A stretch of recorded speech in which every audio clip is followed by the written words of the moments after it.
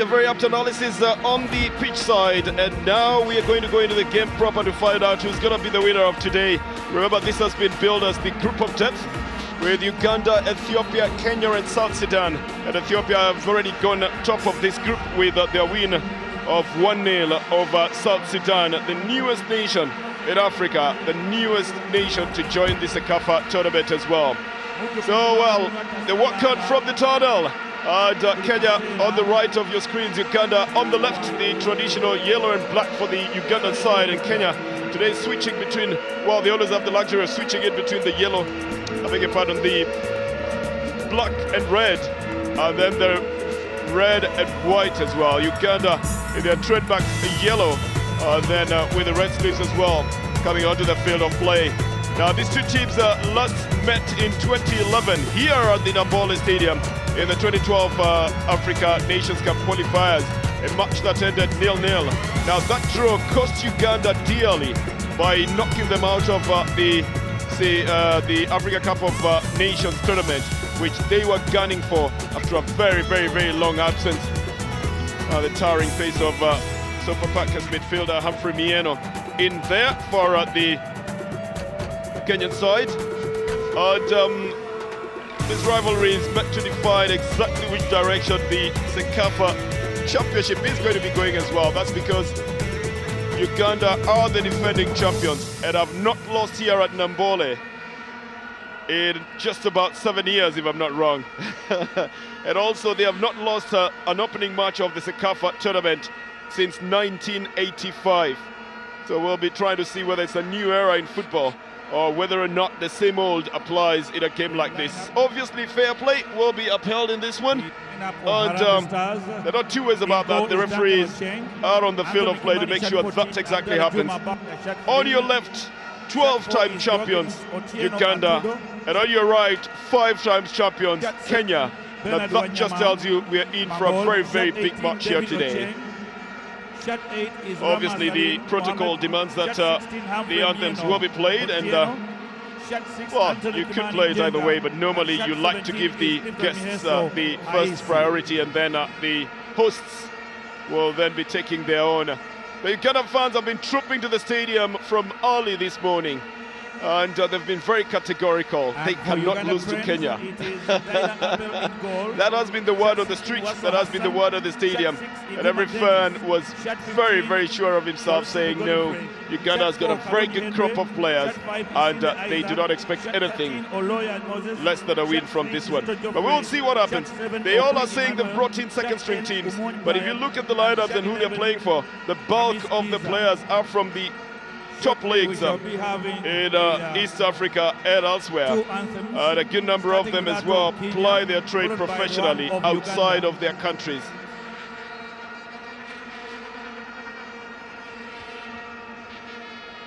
Well, it's a confirmation of exactly what is going to happen at the moment. Uganda versus Kenya in the CECAFA Tusker Cup 2012. It's the second match of the tournament, but the opening ceremony, of course, coming in between the first match and this one. And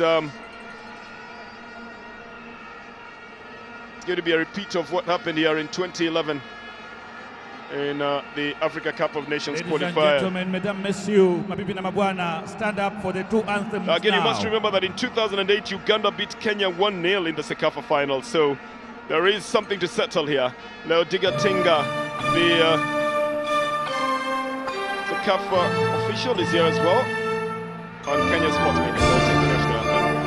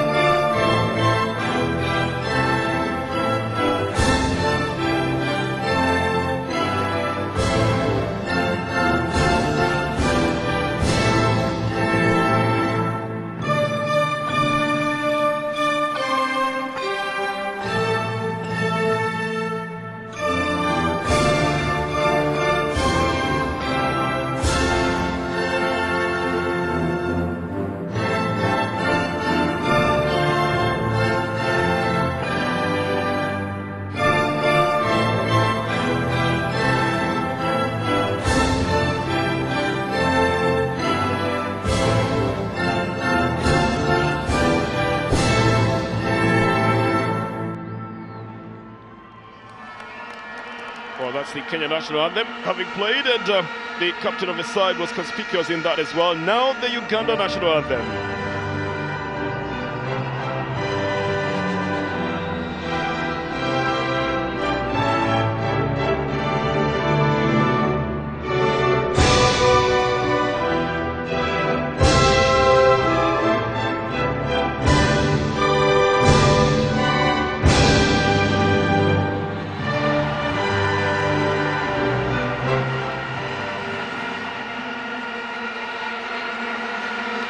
Well, the protocols observed, but there's still a dignitary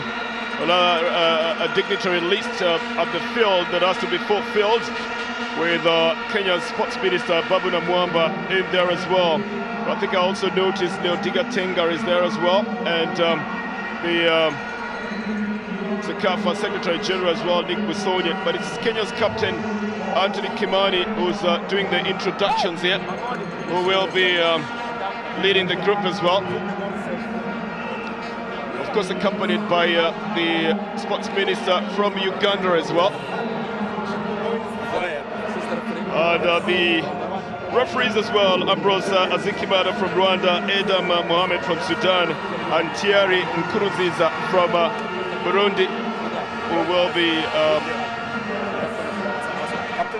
officiating this match as well.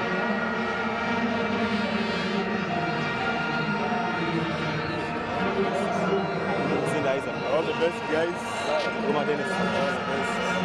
Hamis, Kizito, Baba.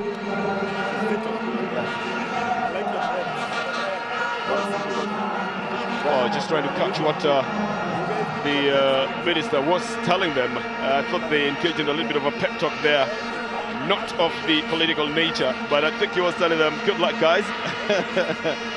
And he did say that to both sides, so I think he also meant to say, may the best team win in this one. And Neodiga Tenga as well.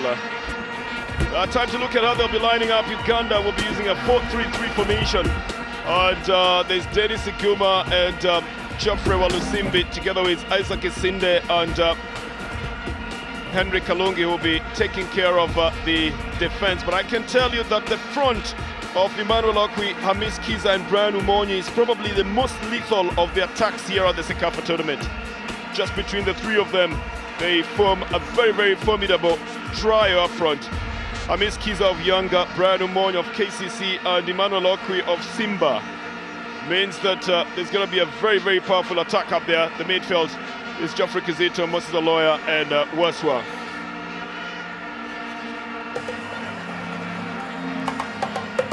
On the Kenyan side, well, a different formation altogether. Now they've got one man who will be right up front, and it's Clifford Miheso. But surrounding him is David Ocheng and Rama Salim. And then they will be assisted in the midfield by Bernard Bangoli and Anthony Kimani. And then, of course, Humphrey Mieno in the midfield. It's a totally different lineup as well, and a totally different formation that the Kenyan coach is opting to use today. It's also good to note that the Kenyan side is coming in with a standing coach, James Nandwa, the head coach, concentrating with another team that is preparing for the CHAN qualifications. The substitutes bench on the Ugandan side, looking like a very strong bench as well. Said Keyune is also on that bench. In Kenya, Paul Were, Kevin Omondi, and a relative newcomer, Patila Omoto. So a lot has been said on the field of play and in terms of the analysis. And Thierry Nkurunziza of Burundi will be in charge of this one, assisted by Adam Mohamed and Ambrose Azikimana of Sudan and Rwanda respectively.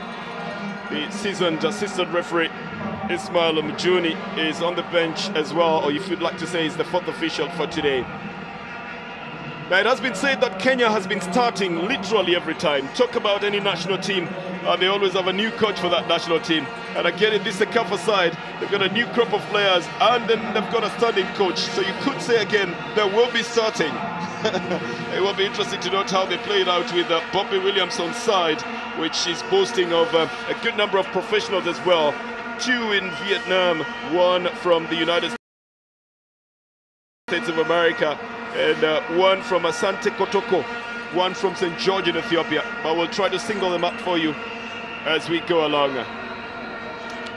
A relatively new team from the Kenya side, but teaming with a little bit of self-belief. James Nandu in the cap in the middle there, and also an assistant coach who was taking care of the junior side, sitting on the bench for the senior side this time round.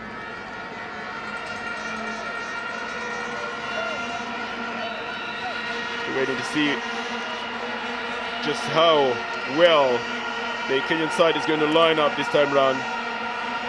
Robert Williamson, the head coach of the Ugandan side, in a moment of just wishing each other the best in the match. As we go into the match now, it's a big battle, Uganda versus Kenya. It's only a World of Champions coming to you from the Namboole Stadium in Kampala.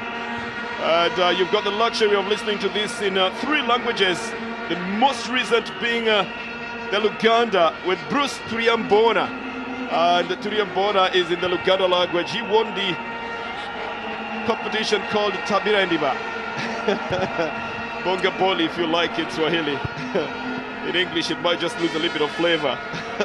We'll keep it that way for the moment. So you just need to touch the language button on your remote control and choose the language of your choice out of the offering that is on the box. Was touched by the Ugandan goalkeeper Dhaira Abel, himself a professional. On the Ugandan side, playing from right to left on your screens. The Kenyan side bringing it the other way around. I'm Bernardo Tieno. I'm in the company of Mark Sali, who has been at the forefront of bringing you the Uganda Super League. And today again has to elevate himself to national duty. Mark, a very difficult game expected today, but what does the Ugandan side represent for you in this match? Very young, youthful side. It represents the kind of team Bobby Williamson and his predecessors have been putting out over the last 10 years in Sekafa, a tournament they're using to build the national team. They're blending talent in here, making them fully fledged internationals and sending them out to Africa Cup of Nations and World Cup qualifiers.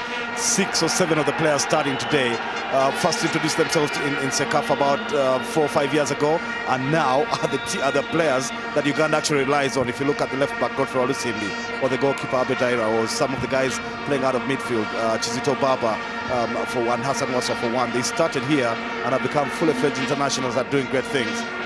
The strikers you've already talked about, perhaps the most formidable in the tournament, Umony, Emmanuel, Okwi, as well as Hamis, Kiiza. Very, very strong guys who first made their name in Sekafa a few years ago.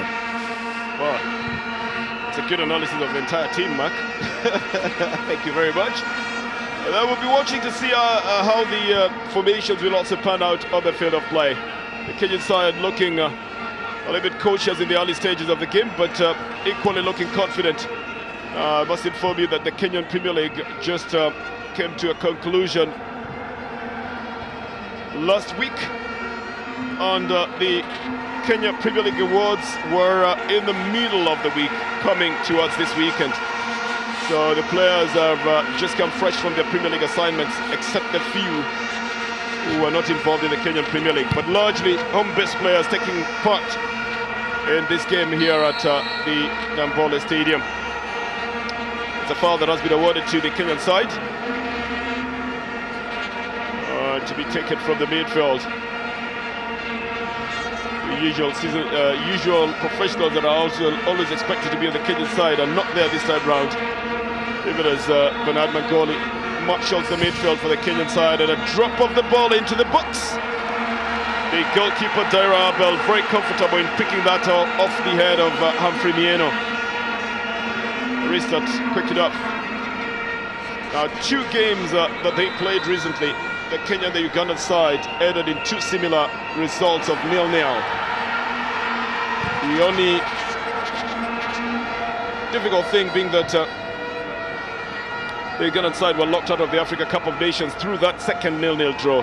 So that might just provide the ingredient for a very gruesome match today,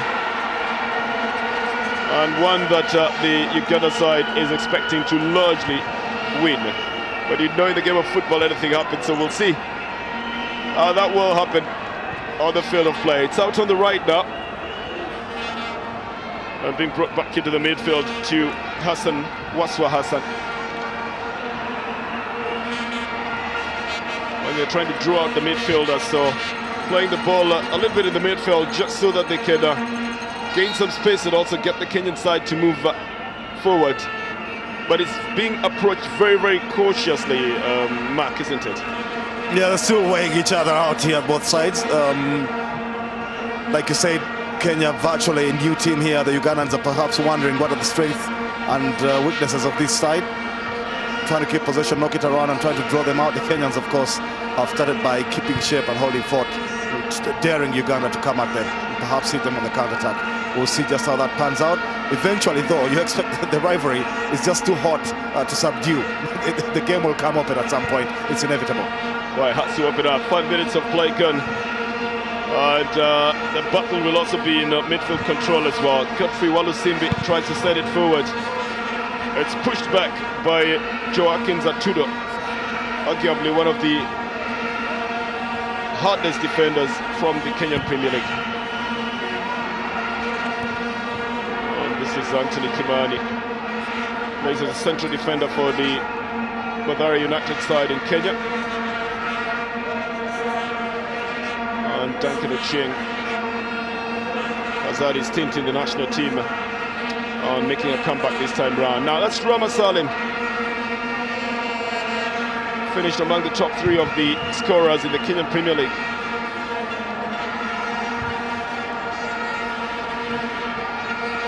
Well, it's going to be a long battle, I can assure you. So the pace at which it is being played is deceptive, because it might just look like everybody not very sure of what options to use. But I can tell you, if you catch a counter-attack or a fast break, then you will know exactly how fast the game will be moving. Possession picked up by the Uganda side for a throw-in. Well, an attempt at some ball control by Emmanuel Okwi, but he's dispossessed of it. Goes out onto the left. This is Juma Abdallah trying to push it on the line here. And then trying to find touch as well. Clifton Miasto, beg your pardon, with the left foot. Looking just as fast as Juma Abdallah as well. Good ball control in the midfield now from Uganda. On the tempo, builds up a notch higher.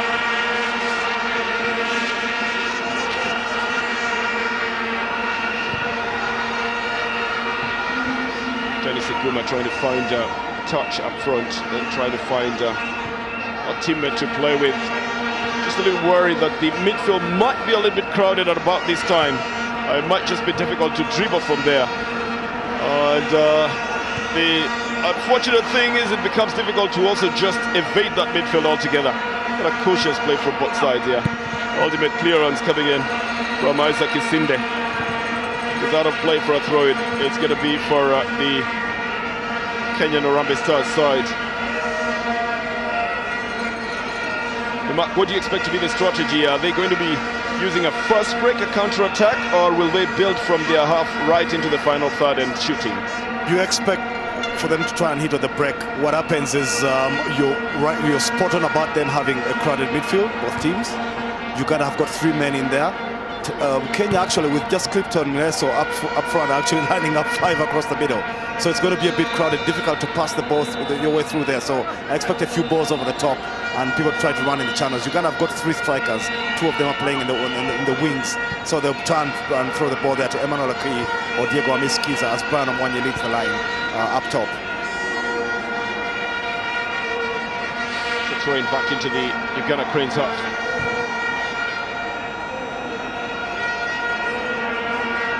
And now trying to build it from the left. Well, an easily legible move by Geofrey Walusimbi. He's forced to look for the services of Iguma to help him along. And they're moving on to the right side now. There's probably more space there, but a little bit of a crowded midfield, I can say, and just a little bit more of the red and white shirts in that midfield than the yellow jerseys of the Uganda Crane side.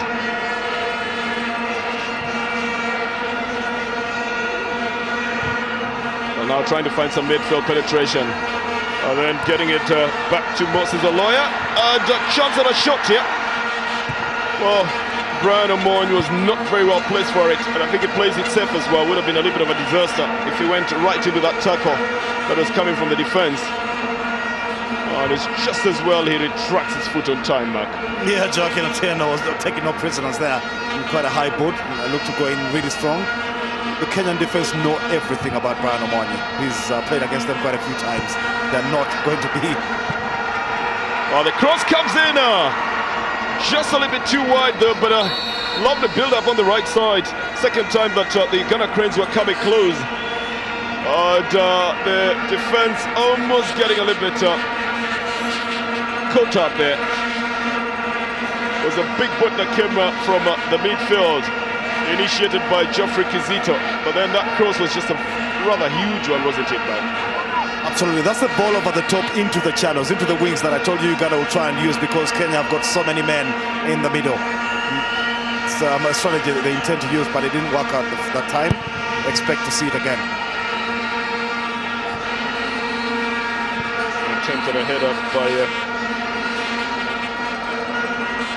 Wasswa, who ultimately doesn't get onto it. This is played to Kizito Geofrey.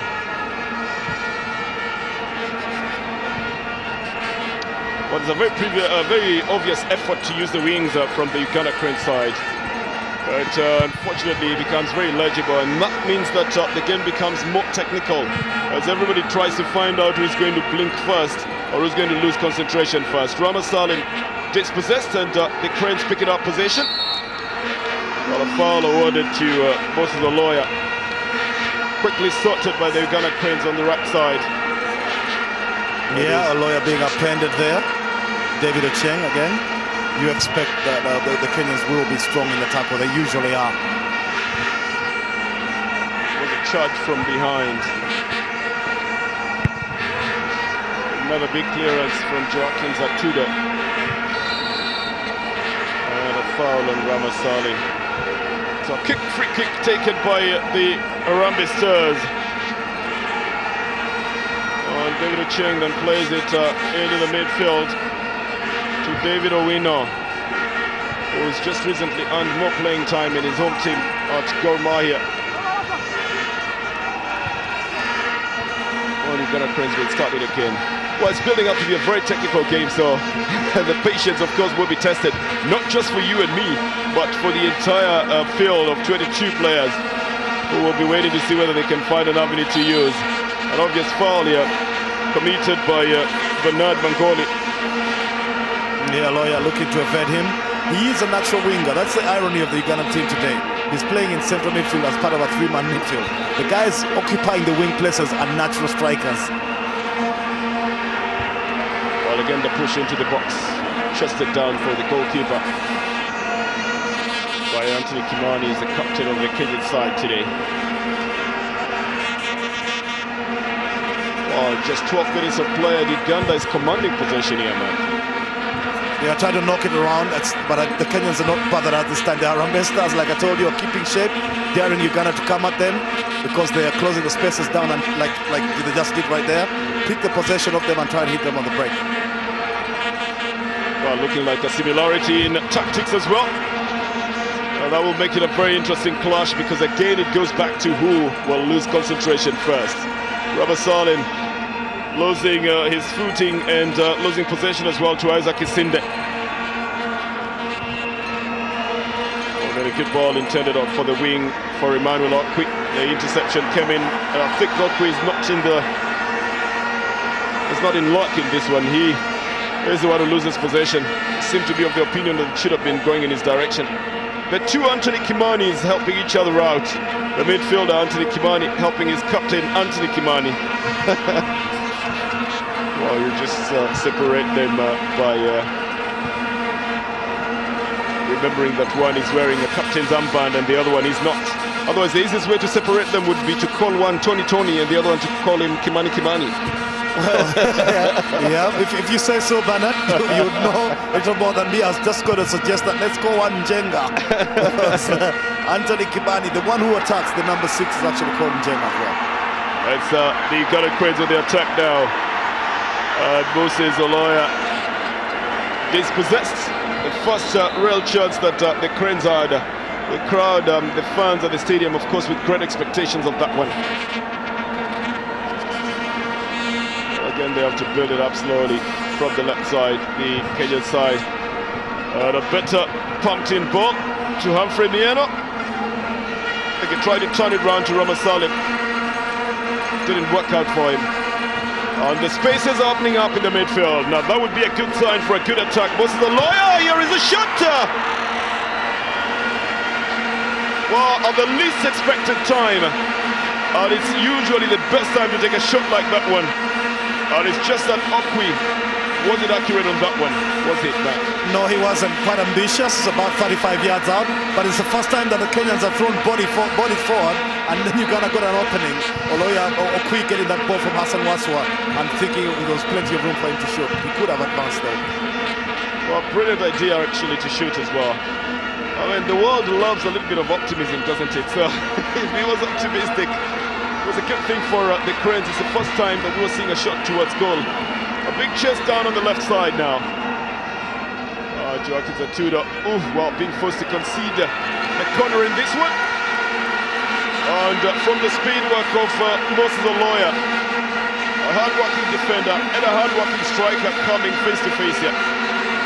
The first corner of the match, and it is for the Cranes.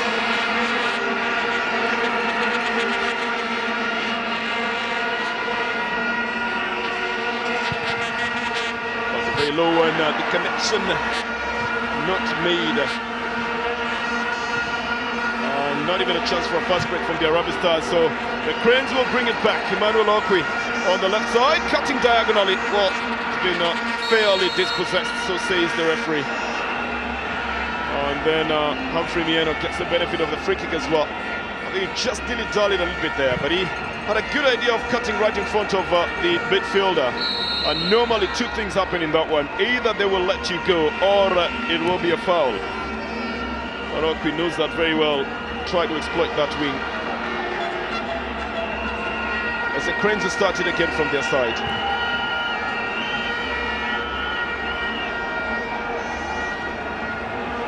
A lovely dribbling in the midfield. And then a quick through ball here to Kiiza, but he's been cut off. Oh, excitement building up every time the possession changes, because you know there could be a fast break any moment. But here's a good turn as well, a chipper into the box. And a chance and a shot again, coming in from Emmanuel Okwi. Two chances in just about 3 minutes for this striker up front. And I think it's just, well, the anticipation really, and also just not being in the frame for that shot at that time. I think this one was hurriedly taken back. Yeah, absolutely. But that ball over the top that cleared by the Harambee Stars defense, falling in his path for Oloya. Okwi is showing the ambition today. He's really trigger happy. Been scoring plenty of goals in the Tanzanian league for Simba. So no wonder he's in the mood. He'll need to be better than that though, as far as the target, hitting the target is concerned. Max Sali says he's trigger happy. That means he'd be a dangerous man to give a gun to. But not in the game of football then. As long as he's pulling the trigger at the target, the Kenyan side are not even loading the ammunition yet, to use Max Sali's language then. But it's picked up in the midfield. And then they're trying to find the openings to use Humphrey Mieno. It's changed hands at the moment, and the Cranes have it, with Moses Oloya changing the wing. Jumping header from David Owino. And secures it back to the Kenyan side. He started the build-up. Bernard Mangoli, in my opinion, was one of the most improved players in the Kenyan Premier League. Takes up the midfield. With a good ball to Ramasalim, who plays it back again to the central midfield. Looking for a chance at a shot. Well, very, you would say, professional foul. Very, very early executed and not noticed by the referee. So we'll not talk about it then, man. Oh yes, we will. The Kenyans, the Harambee Stars will feel outdone by then. It was a foul, clear foul, committed by Iguma. It's just that he did it quite early. Didn't want the return ball. Well, he knew there would be a 1-2 between the midfielders and Ramasalim, so brought down Ramasalim before the ball got to him. Well, this one has been noticed by the referee. Godfrey Walusimbi. Emmanuel turns up for Vipers FC. Is the guilty man here, pulling down Anthony Kimani.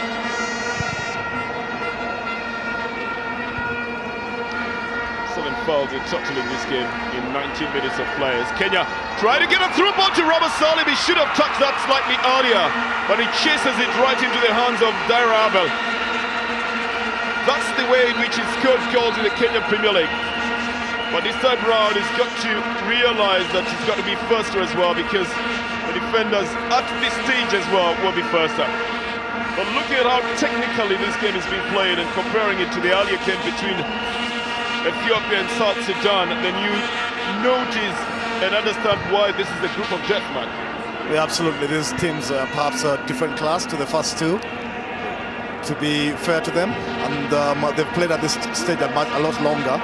They're very well tactically graded. I like what James Nangwa has done with this team. Kenyan, I like the Harambee Stars and their shape. When they don't have the ball, there's not even 10 meters between players. Keeping shape and closing the cranes out. Well, the cranes have it with a chance at a shot again. Executed by Emmanuel Okwi. Wow, he pulls the trigger again, but he's not happy, so I wouldn't say he's trigger happy. No, he's not happy because it's well over the bar this, and again he's shooting from about 30 yards out. It's got to be instructions from Bobby Williamson that he shoots on sight, because the two strikers, Umony and Kiiza, are helping him draw the Kenyan defenders out so he can get some space. Well, of the 4 attempts at goal, 3 have come from the Ugandan Cranes, and that's a good record by all standards. And I think Okwi, if I was to give him the kudos, I would still give him the kudos for shooting, because sometimes when it's very closed up, you need to open it up, and you can do so by shooting at the target. It forces everybody else to reel back. This time round, they're bringing it.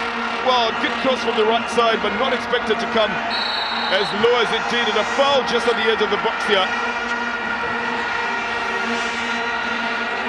The Cranes will have a chance to show what they've got for set pieces. There'll be trouble here for the Harambee Stars of Kenya. Mr. Thierry Nkurunziza knows exactly what he's waiting for. He needs to get the player off the field of play. And that was a high boot. It's coming from Bernard Mangoli. And Mangoli will be in trouble here. Bringing down Geofrey Kizito. Very hard tackling defender, actually, Bernard Mangoli. It's just recently that he's been reinvented into a midfielder, but he still goes in with the same kind of zeal that he used to have as a defender. Well, let's see what Duncan Ochieng will be doing in this situation as the Ugandan Cranes organize themselves for the set piece. There's 3 of them there. Duncan telling his men that he needs to have some visibility. He needs to see where the ball is placed so he can know which direction it is going to. And I will think that it's Emmanuel Okwi who will be tasked with the responsibility of tackling this one. He's already attempted 3 of them. Not at a stationary position, lifts it over the bar and forces Duncan Ochieng into a diving save. Casually taken, but very lethal as well, Matt. Yeah, finally he gets a shot on target. Emmanuel Okwi lifts this over the wall. It's really beautifully carved, but Ochieng is equal to it in Harambee Stars' goal. Well, Okwi will have to wait for it in the box as well. And Uganda Cranes still have a chance to build it. This is Godfrey Walusimbi, lifts it into the area. Very high header comes in to clear it from the box. Mieno deciding to join the defense now. And Harambee Stars finally able to remove the ball from their area with Clifton Mihensa. And then give back control from David Ochieng.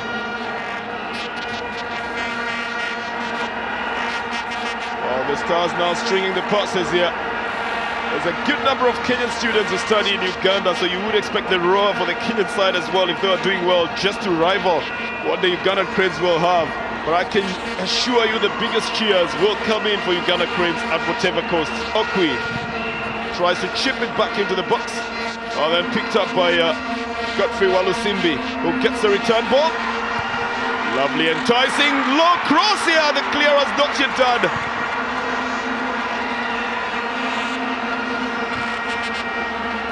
And the pressure not letting off at all. Even as the Rubber Stars now pick it up with Clifton Bieso playing so far away from his line. He's supposed to be up front as a striker. He has been forced to come back to try and assist in the defense, but some good pressure piled on by the Ugandan Cranes, man. Yeah, certainly it was good. A swift movement down the left between Okwi and Walusimbi that sets that up. But I think Atudo and Owino are doing very well. They're standing tall in central defense and being really strong. Just that Rama Salim has been left up there now. Clifford Biheso is finding himself having to go deeper and deeper to get involved, and leaving Rama Salim as the man to lead the line now, the way it is.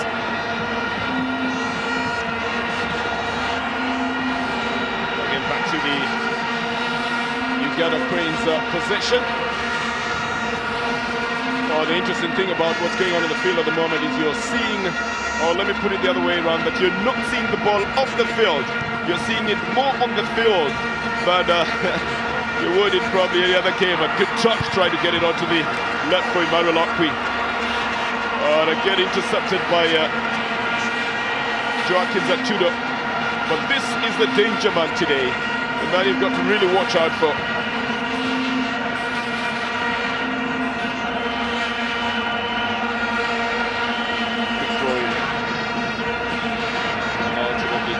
Finds a better way of removing it from the Harambee Stars half. Pushed on to the left by Abdallah Juma.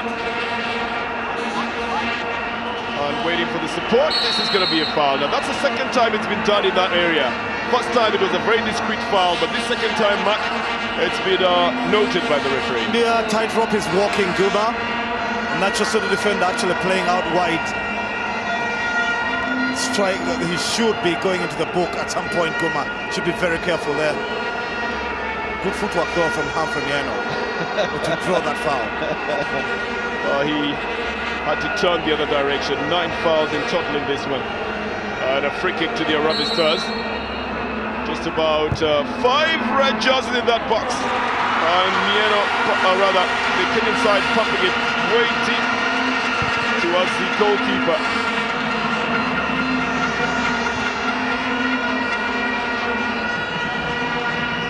Out of the field of play is going to be a throw-in, and it's going to be for the Ugandan Cranes.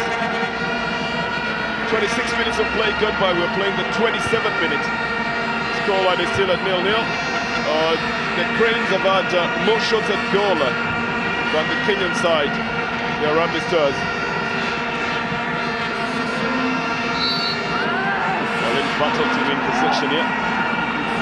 Awarded to the Harambee Stars. Well, here now you see the Kenyan fans, well, alongside the Ugandan fans as well. Yeah, like you said, these guys are schoolmates. Probably from Kampala International University, one of the others. Mukono UCONO. It's been pushed into the box again, a little bit too high for the diminutive Rama Salim to get his feet onto. But the attack is pretty obvious. Get the ball from the midfield, lob it on to the out-and-out striker. As the Cranes try to build it on the side. And the free kick will be awarded to the Ugandan Cranes. That's a foul that was coming from Juma Abdallah. The cross coming in now. And Dakino Ching more steady in goal. Just wants to take a couple of seconds off and cool down the tempo in this one as it looks around for where to restart it.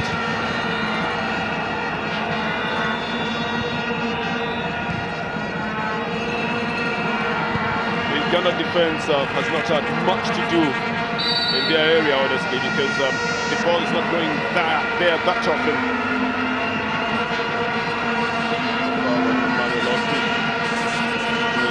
Umony charging into Okwi from one end. On this other side, he was being chased by the other Anthony Kimani. We got a full moon here. I don't know exactly what bearing it has to football. But in recent times we've had stories about the moon, the sun, the towels, and so much more. But this one is going to be played under moonlight and floodlights as well at the Nelson Mandela Stadium, Nambole, in Kampala, Uganda.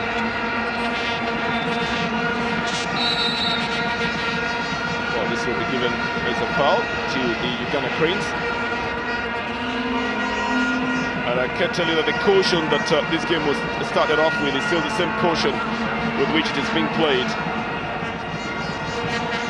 It's about 2 weeks of action that you will have in the Sekafa tournament. That ends on the 8th of December, the 32nd edition of it. With a full house this time round, 12 teams in total, including Malawi, and the newest nation in Africa, South Sudan. Kizito shielding this one up, and then having it removed by David Owino. Henry Kalungi then picks it up for the Ugandan Cranes, and that is becoming the story of Harambee Stars, trying to get the ball into the other half and quickly removing it. They've not had a very good showing at Sekafa in the last 2 tournaments and were eliminated quite early, but this time round they seem to have the self-belief of going into it to play for longer, and it's just a good thing that they needed to start with the hardest opponent in this game as well, in this group as well. In my opinion, the Ugandan Cranes, who are also defending champions. And the surest way of staying in the tournament, Mac, is for the Ugandan Cranes and the Harambee Stars to avoid defeat to any of the sides, including themselves. Absolutely, if they avoid defeat today, either team will have gained something. They'd expect to beat Ethiopia and Southern Sudan, the 2 teams we saw play earlier. These 2 teams looking stronger here. Avoid defeat is a very good strategy, and it looks like the Harambee Stars have actually decided to go with that one. They're barely attacking Uganda as it is now. They're daring the defending champions, the favorites of the group, the host nation, to come at them and telling them, yeah, the onus is on you to attack and score. We will hang on here and see if you can. If you cannot dodge, then we'll hit you on the break. If you don't come out, then we'll play our first ball, let's draw anything. Oh, you read that quite rightly, Matt. It's back to the Cranes and a chance at a shot. Oh, the misfiring of Geofrey Kizito. This man plays his football in Vietnam for Saigon FC. He's got his teammate on the field as well, but totally misfiring it after doing the spade work, and also after being at the end of the passing game.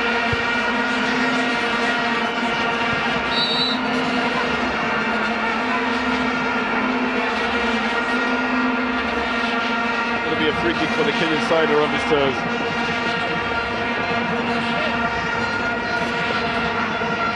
And it is because of that bump coming in from Dennies Iguma.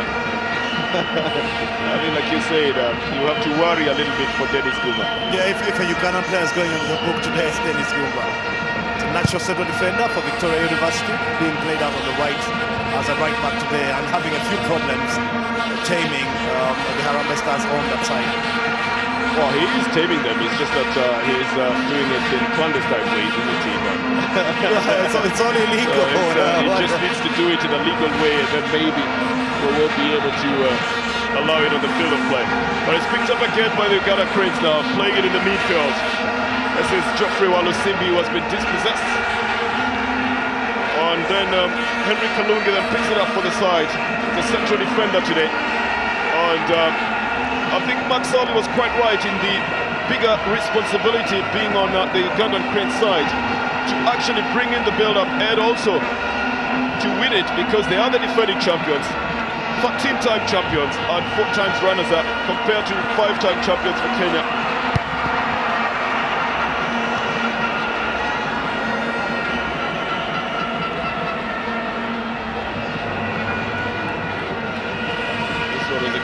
Coming in from the left side. I mean, a good run from the left side and a good cross as well. The ball suddenly gets a mind of its own. Bobby Williamson says that's the way to do it. We haven't seen him on his feet for a long time, have we? No, we haven't. One left is moustache weighing him down. It's one of the new features that is coming to this tournament with. Change of styles, if you like. He's playing a 4-3-3, a bit different from what he's used to playing at Sekafa. He started 3 and out strikers and asked them to take on responsibilities that are virtually out of their usual realm at club level. But the moustache, though, it's interesting. Well, in a game like this, anything adds extra weight to you. The pressure is weighty. And now Matt Stanley says the moustache could also be putting on some weight. It's a good ball in the midfield, pushed on by Geofrey Kizito, who gets the return ball. 3 yellow jerseys going for it. Just at the edge of the box, but taking a shade too long to move it forward. Humphrey Mieno, equally slow on the Harambee Stars side. And the Cranes will push again. They start the build-up with Walusimbi getting it all the way back to Isinde. And then the central defender, Henry Kalungi.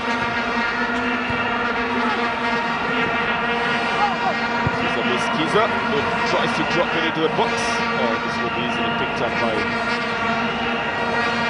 Duncan Chain, the Kenyan custodian.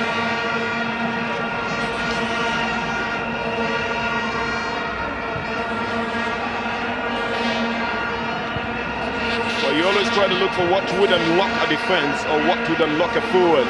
But in a very technical game sometimes, because it's very, very difficult.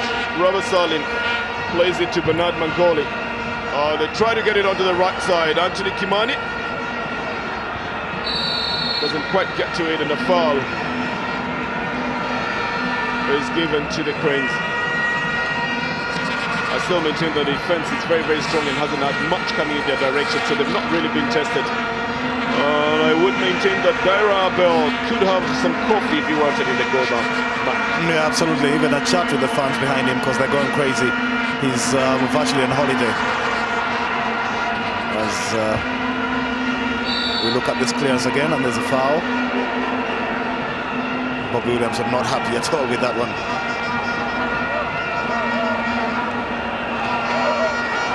Well, if only there was a room for appeal, otherwise he would get it, because I see the way he's demonstrating what exactly happened. It looks very harmless. It's just that the referee sees it totally differently. It's a free kick to the Harambee Stars. I think Joaquin Zatudo will put some optimism into it and sends it right into the box. Must have been counting on a mistake like that for a throw-in that will be given to the Harambee Stars.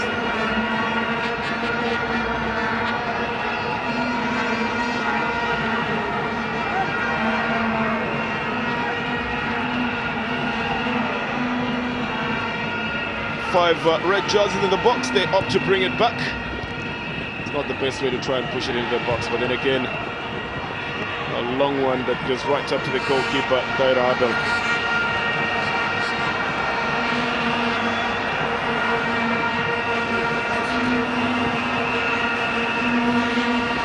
Well, the Ugandan side not taking this much lightly, judging by the caliber of players they've put in there.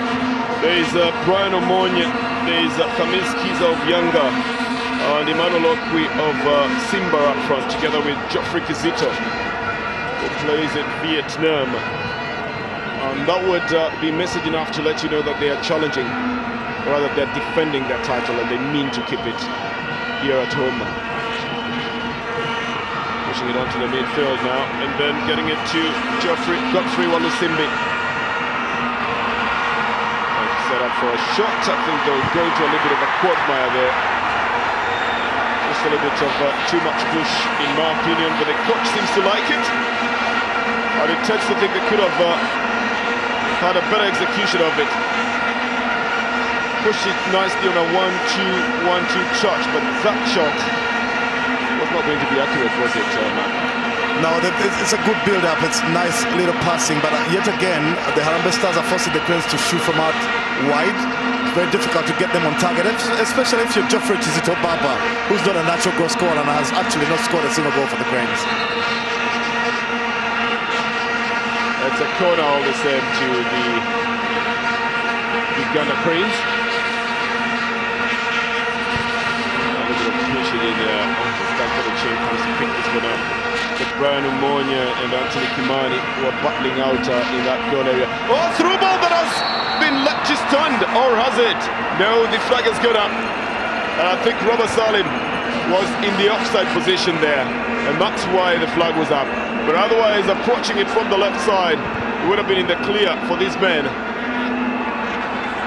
Uganda now running it on the right side, not time to cut it back, it goes up for a goal kick. A quick action on both sides.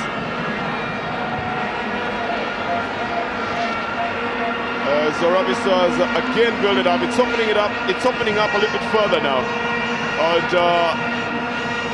the two side seem to be finding more space to play the ball in. Back into the midfield to David Ocheng. And then trying to play it to Jimmer Abdallah. Well, again, they've got a chance to bring it in from the wings. Harambee Stars decide to build it further.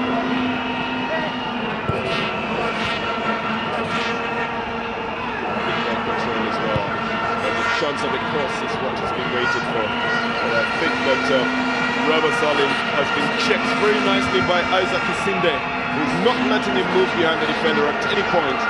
Neither is he allowing him to chase for any balls that go into that box.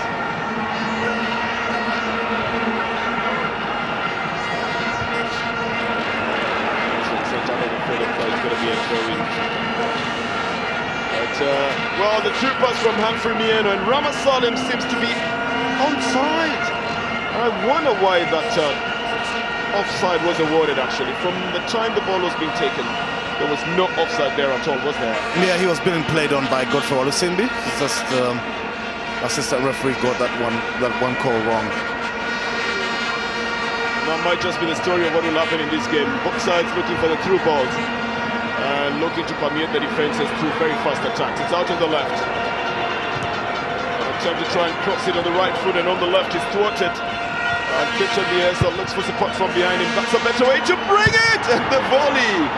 Anthony Kimani didn't need to be stylish. All he needed to do was to probably just shoot directly, or at least have one touch and go for it on the second touch. But it's the first real chance that Harambee Stars have come across in this game. And Anthony Kimani has just fluffed it. Difficult skill, this one, hitting it on the volley, on the drop. We could actually have brought it down as well, controlled it, and then try to shoot straight.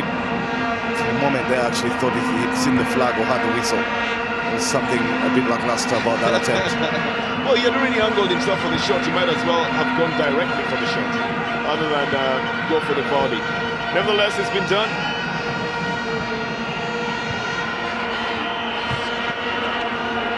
Picked up again by Bernard Mangoli, looking for support in the midfield.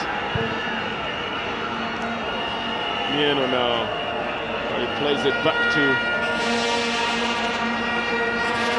Anthony Kimani and to Joaquin Zatudra as well. Two players of the Harambee Stars side mixing themselves up, with Anthony Kimani looking like he didn't have his concentration there. Better ball trying to go forward, but then Rabah Salim, like I said before, has been completely checked. And I mean including body checked, so he's not really making headway, and he's forced to come back into the midfield. But the defense of the Ugandan side has remained very strong. The problem is now the midfield is being a little bit run down, Mark, isn't it? Yeah, absolutely. Plenty of bodies for Kenya. Like I said, about less than 10 meters apart when they don't have possession, so they're closing the spaces down and hustling Ugandan players in possession really well. Uganda still dominate the possession, but now the Kenyans are beginning to get into it. Oh, this is a header into the box with Humphrey Mieno, getting it away from the goalkeeper. He went down just a little bit too easily. His appeal for penalty will not be listened to. It's at this point that you have to struggle to get into that ball. It might just work out better for you if you have a touch on it. But Humphrey Mieno, I think, just lost it there. He'd already gone behind, he had the touch, and should have just decided to go for the ball, other than insinuate that he has been brought down. He's got the advantage here. Keep on your feet, get the ball, the goalkeeper's off his line and cause some trouble. Nobody's going to be giving you a soft penalty like that, not in a big game like this one. Oh, it's the very first time that Isinde had been bitten to the ball in the Uganda Cranes defense. The Harambee Stars pick it up again. Jimmer Abdallah tried to make it run. He's intercepted. Oh, chance at a fast break by the Cranes. He's totally not taken advantage of. Anthony Kimani tries to drop it into the area. Big push. And Nandwa beginning to believe that his men can actually deliver should they move forward. And Humphrey Mieno is the man who's being entrusted with that responsibility. Just about 1 minute and a couple of seconds in regular time remaining in the first half. Very, very technical first half. Deceptively slow as well, waiting for just the first breaks. And which have been few and far in between. But when they appeared, well, it showed exactly why that was the preferred mode at the moment.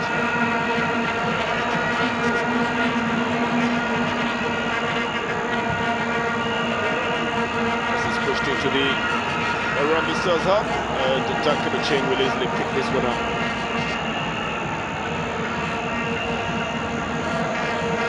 With Kiiza just getting close by in case there's any mistake or any giftings that might come in his direction. Umony then tries to push it forward.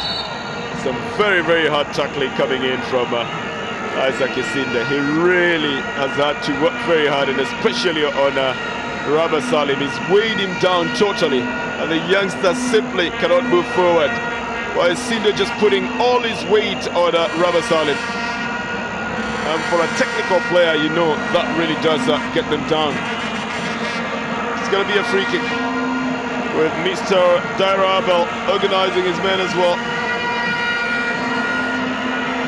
A lot of jostling in the box as well. He needs to see the ball, he says. Looks like Juma Abdallah will try to covet it on a left-footing swinger. He does just as much as to drop it into the box. It's headed out. Gonna be a throw-in.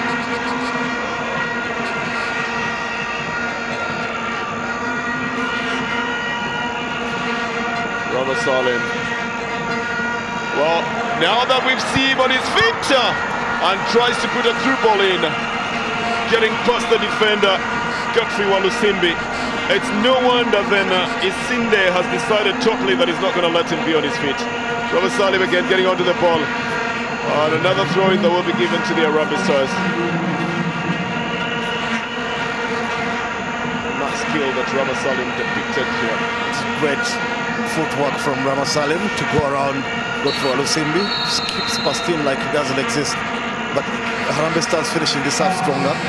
They were taking all the hits from the Cranes earlier. I think the whistle has gone for half-time. And it's still deadlocked at 0-0 at this point. It's been called very many names. It's the Battle of Mikingo, it's the Neighbours Derby, it's the grudge match. But at the moment, it's just still at 0-0. And Uganda, I will inform you again, I've not lost a Sekafa opening match since 1985. And that means that Kenya's got to work hard for it as well, to try and break that jinx. At the moment, I think they're just very happy to end it at the 0-0. But we'll see what instructions they will get at halftime and how it will determine how the second half goes and whether or not we will have the scores changing. But at the moment, from the Nelson Mandela Stadium, Nambole in Kampala, Uganda, it's Uganda 0 and Kenya 0 at halftime. Second game of the Sekafa Championship.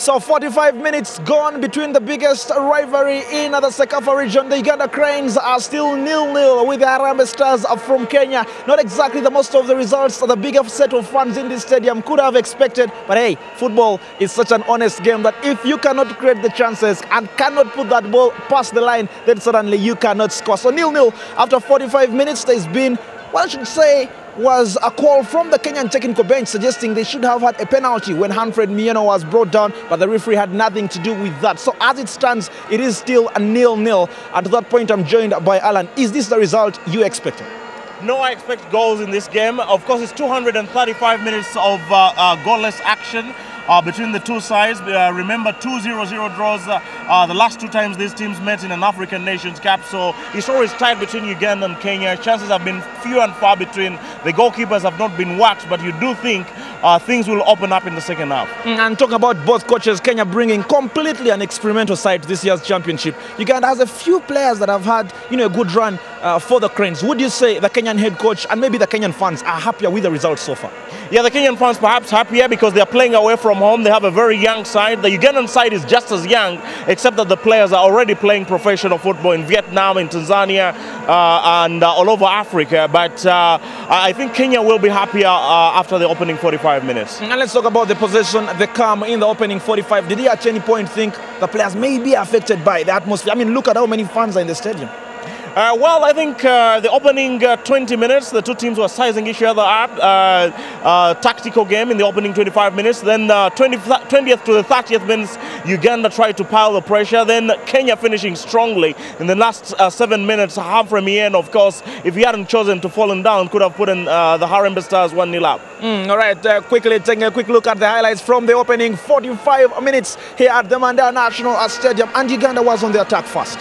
Yeah, that's right. And the man in the center of all of the action has been Emmanuel Okwi, 3 shots on goal. That was earlier on. He's left his shooting boots home. He's not really finding the target, apart from that free kick later on, as you'll see. But that's a very long-range shot. A bit of lack of respect there for the goalkeeper, Duncan Ocheng. You don't want to be. He doesn't expect to be beaten from 40 yards. And of course, that's a very adventurous chance coming in for Uganda. But yeah, is Uganda once again coming forward, Alan? Yeah, Uganda coming forward. This time the shot once again from Emmanuel Okwi has been the most dangerous forward. He's the man with the hunger for goals, but he's not keeping it on target. The Simba striker, very highly regarded in the Tanzanian Premier League. Lots of experience in terms of professionalism for this Crane side. They kept pushing forward. Yes, once again, the move coming in, and it's Emmanuel Okwi shooting once again. That's 3 shots. None of them was on target as yet until he put a shot on target from a dead ball following a foul there just on the edge of the penalty area. But Emmanuel Okwi, very, very hungry. He wants to open the scoring. Remember, he was the star for the Cranes as they won the title in 2009. So that's the shot on target. Duncan Ocheng finally waxed by the free kick. He finds the target, but it's not hit with enough venom. It can't quite beat the goalkeeper. All right, interesting action from the opening 45. Emma Okwi, probably one of the players who could very easily have been on target for the Uganda Cranes. But then they kept pushing, but for some reason, they aren't finding the back of the net. And Oloya setting up Baba Kizito. Baba Kizito twice scuffing his shots there. He's had an opportunity to shoot on target, but he's not noted for his goal-scoring prowess. Baba Kizito, youngster, 20 years of age, playing in Saigon. You hope his manager in Saigon will be trying to sharpen his scoring boots. Baba Kizito, one of the new players in the new Crane setup, and maybe he could have very easily been on the score sheet if the first half is anything to go by. So then this is the first half in numbers. Shots on target 2-2, but like I've always said, Alan, the most important statistic is up there, 0-0. Yeah, 0-0, and of course James Nyandwa will be very happy with that. His team have defended very well. Very good opening 45 minutes. I think Bobby Williamson will be very worried that we've not seen anything of Brian Umony, the top scorer in the tournament in 2008.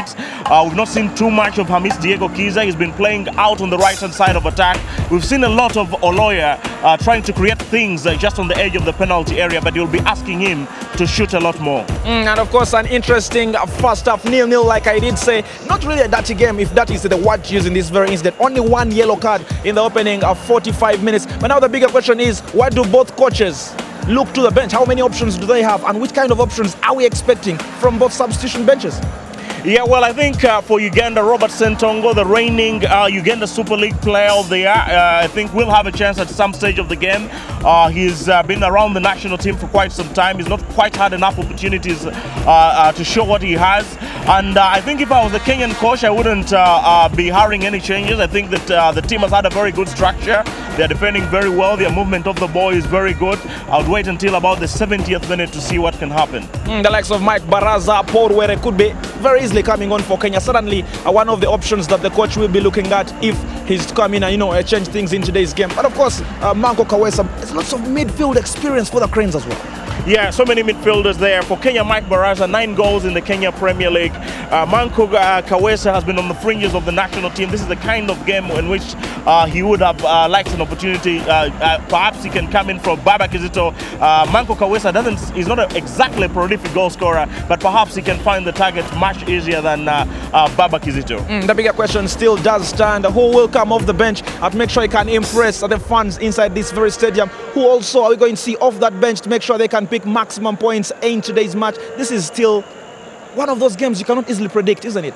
No, it's one of those games that is not easily predictable. Of course, Uganda have the home advantage. They have more professional players in the side. Kenya fielding an all-Kenyan best side. So Uganda retain that psychological edge. All right, we shall be, of course, looking at what should be coming through in the second half. But as of now, it is still a 0-0. And we're also looking at maybe which set of the fans is happier. Who is happier of the two sides? Who of the fans is probably very excited about the results so far? Like I said, this is a game that does split the region. Now, we also said, make sure you keep healthy, wash your hands before doing anything. And this time around, I'm joined by Hannah Noimaya. Hannah, how are you? Good, thank you. Why are you holding soap? I'm holding soap because we're here from Wash United to promote hand washing with soap during the Sekafa Cup. Because good football, we all know, needs fit players and it needs fit fans. Yeah, all right, let me quickly take you back. Wash United. You've pretty much explained what it's all about. What brings you guys to Sekafa? What brings us here is that football is an excellent way to get across public health messages as well. So almost a high number of diarrhea cases can be prevented by washing hands with soap. All right, can you give me one of those pieces of soap, please? Put it in my pocket. This is the one in my pocket. One of the best ways to make sure we keep very clean when it comes to this kind of competition. Thank you very much for joining us, and we wish everyone here can wash their hands and make sure they are very clean. All right, I've got myself a piece of soap, so I would certainly be very clean throughout the tournament. Uganda is still 0-0 up against the Harambee Stars. Quick break. When we come back, hey, the next 45 is certainly one that is live and exclusive on your World of Champions.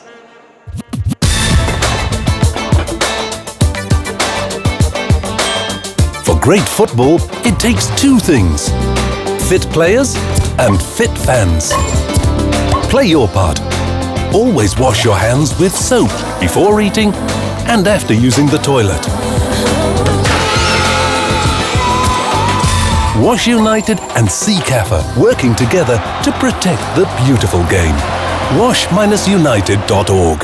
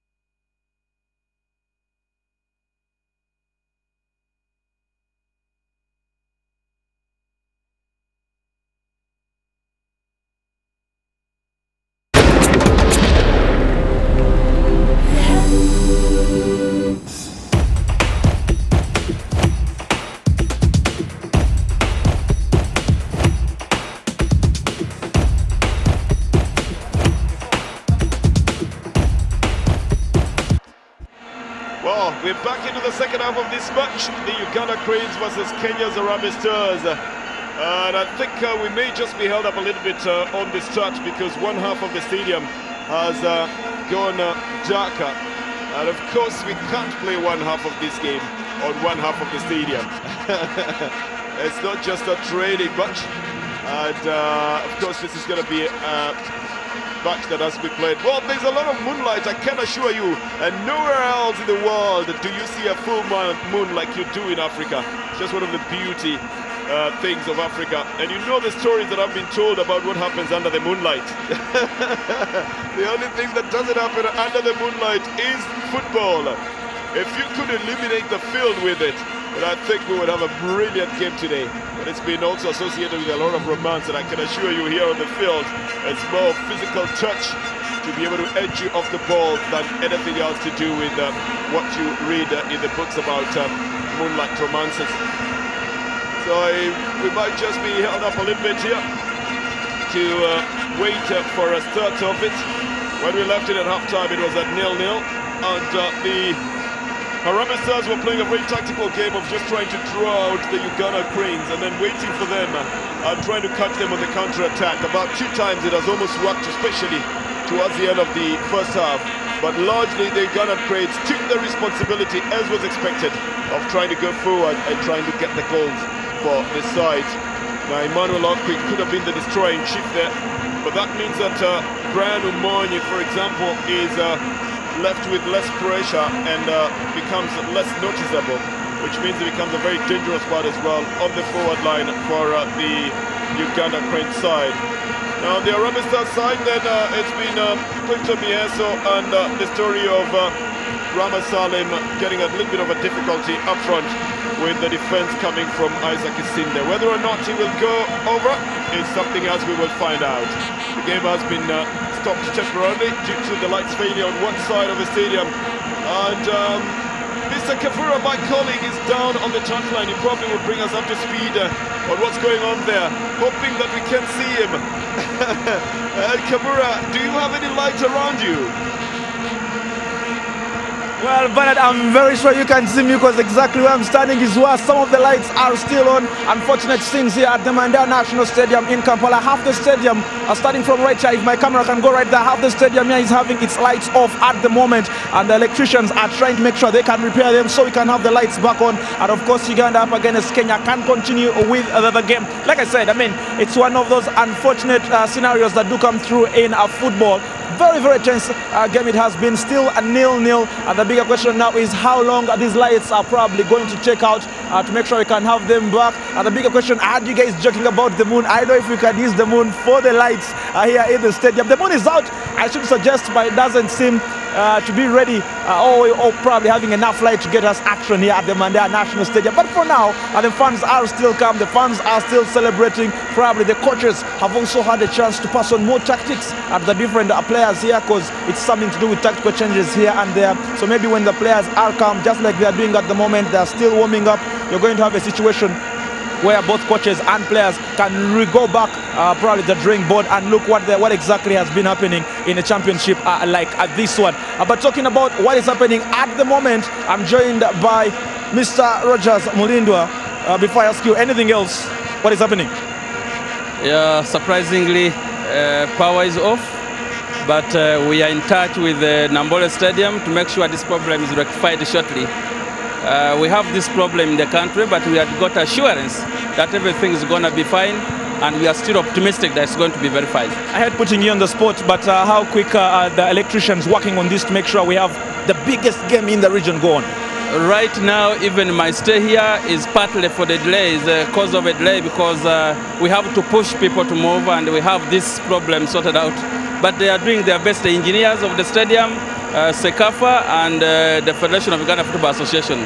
Shortly, we don't want to see this embarrassment again. Our apologies, but we seem not to have a solution. We have had this problem in Uganda, power blackout on and off, on and off. So some of the fans are claiming Uganda was starting to lose possession. Kenya was actually on the high, so it might be some sabotage from the Ugandan fans. No, of course, this incident affects both teams.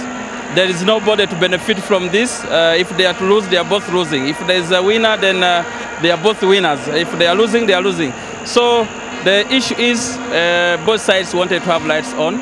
It's very unfortunate, but they have assured us lights are going to get on shortly. Rogers, thank you very much. I hope putting in this very situation. Rogers, of course, Mulindo are coming out and suggesting that the electricians are working on the very problem we are having currently at the Mandela National Stadium here in Kampala. He's also ruled out sabotage. He says no set of the fans here is probably sabotaging the game, considering that Kenya was doing very, very well. The moon is still with us, at least. The moon has not blacked out yet. So whoever is lighting the moon is doing a very good job at this very afternoon. And of course, now I'm joined by Honorable, the Sports Minister, all the way from Kenya. Yes. The quick question first. Do you think the Ugandan fans are sabotaging the current situation, considering Kenya was on the up? No, I don't think so. It must just be a normal, electrical hitch. I think this game is being played in a fantastic atmosphere, very much within the atmosphere of East African Brotherhood. I don't think there's any sabotage. Let's talk some politics. Do you think Migingo is part of this or whatever is happening here? I don't think so. I think we've sorted out Migingo. We sorted out Migingo now. This is a battle for the cup, a battle for the 2012 Sekafa Challenge Cup, and we really just want to have a fantastic tournament. And I'm happy the way it has taken off. Very competitive, but also in a great sportsmanship spirit. Honorable, thank you very much for joining me, and let's hope the lights can come back. Let's hope there's no politics in whatever is happening at Nambole right now. Okay. But of course, I do like the fact that he's keeping it a little bit light when I talk about Migingo and sabotage, whatever is happening here in Kampala. Now, we still apologize for the blackout at the Nambole National Stadium, but our electricians are telling us they are working around the clock to make sure we have lights. And of course, Uganda up against Kenya is probably back underway. Now, we've got to take a quick break. When we come back, or when the lights do come back, we shall be live still at the Mandela National Stadium. Do remember, it's still 0-0 between Kenya and Uganda.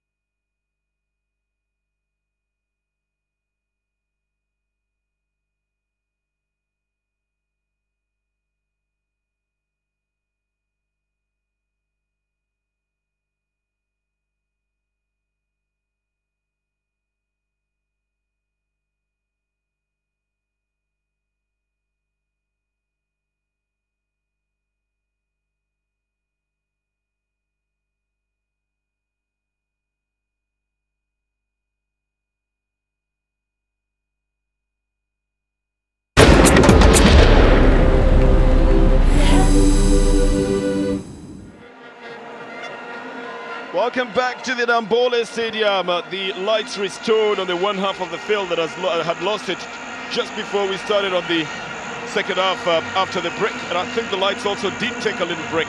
Well, if you were to personify them, they probably got a little bit tired as well.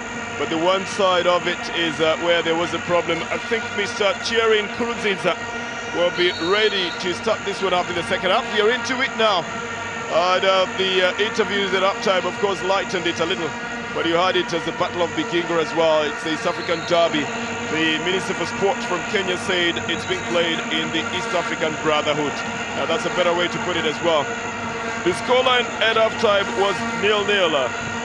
Now, I think it will be an all-out game to try and see who takes the points for the win in this one. As the Cranes now get the first chance to bring the ball into the box, and some good ball control as well. Then a decision by Brian Umony to play it back to the midfield, to looking for a better position through Geofrey Kizito.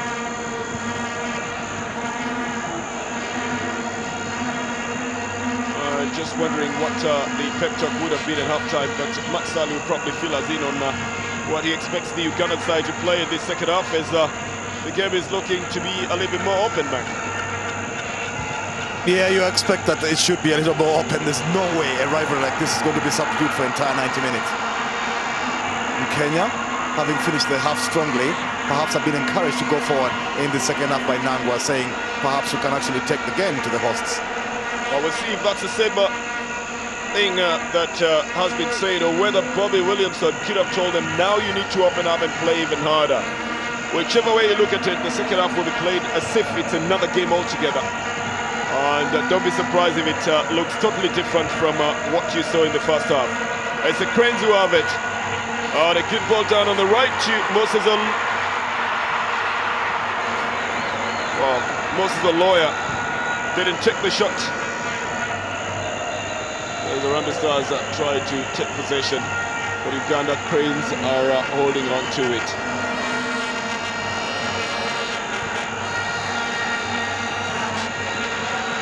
Up in the midfield again. The yellow shirts looking for an opportunity to pounce and to move forward as well. So it's given back to Duncan and Ching, being pursued by Emmanuel Okwi. Because out of the field of play, it's going to be a throw-in.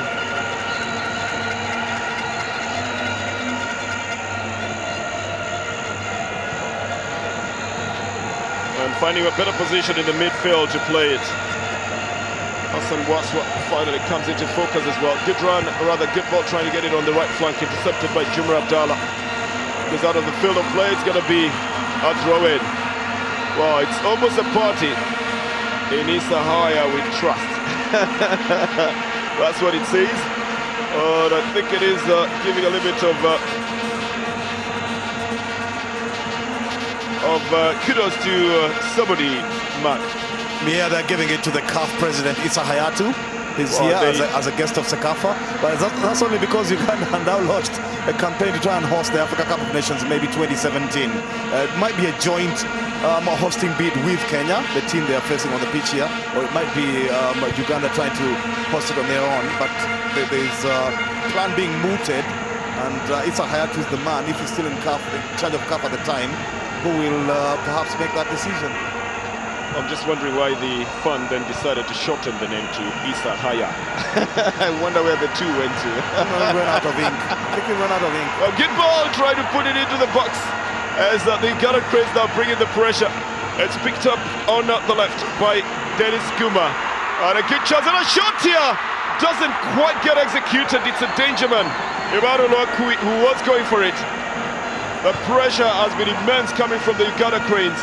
They've been picking up the loose balls much more easily than the Harambee Stars are. There's another chance again. Moses Oloya now. And he finds Okwi on a left foot shot. Well, now that is what I would call an optimistic shot. The other ones from outside were not optimistic enough. It gets the sound of the drums and the shakers as well. Oh, this is a complete one-man band, isn't it, man? Yeah, absolutely. He's in fine voice, isn't he? Adding colour to the tournament. Rabah Salim tries to put his head onto the ball the very first time in the second half that Harambee Stars get a chance. And it'll probably be the second time in all time played that the Harambee Stars have gotten a chance towards goal. interestingly, that it's coming for the goalkeeper straight towards goal. And that is how they intended to play with Robert Salim as an out-and-out striker.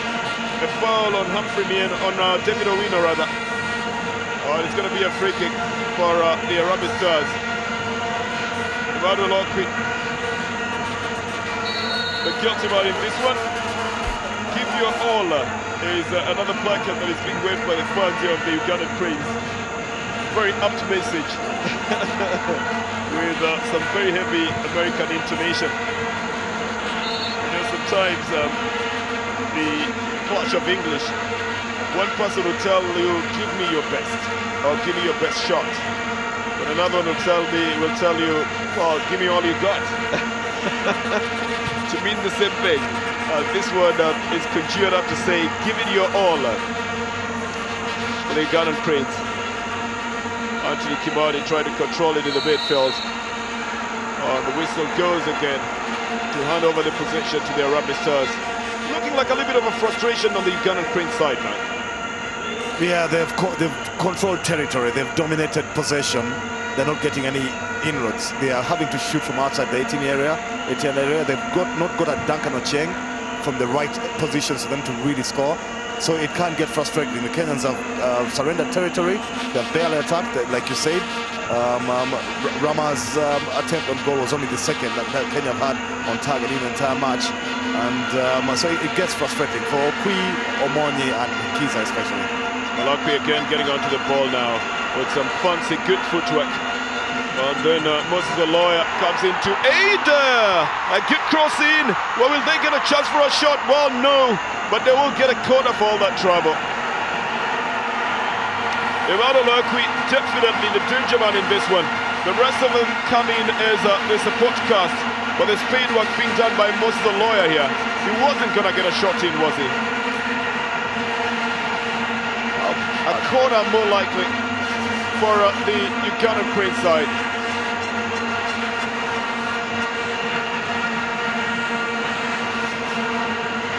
It's going to be taken as a left-footing swinger. Very, very large one. Duncan Ocheng has committed himself. Ultimately chases it way out of the field of play for a goal kick. It is going to be for the Harambee Stars. The Kenyan custodian committed himself there, but they often say that if you chase the ball or if you come off your line, you must touch that ball, Matt. Yeah, suddenly it's that unwritten rule. It's one of, well, it is there in the goalkeeping manual, to be honest. But he did get away with this under the circumstances. The biggest man on Uganda's side, Kalungi, couldn't direct the head at goal.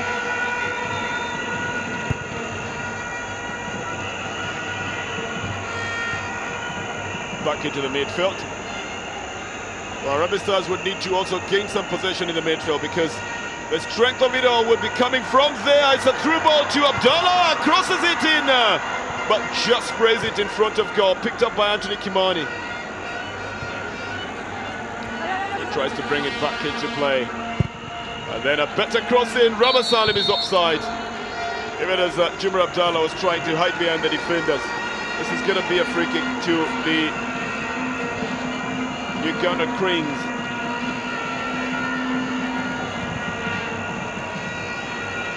A big one to try and play it on the right to Okwi, who's got control this time round, but he's intercepted and gives it away.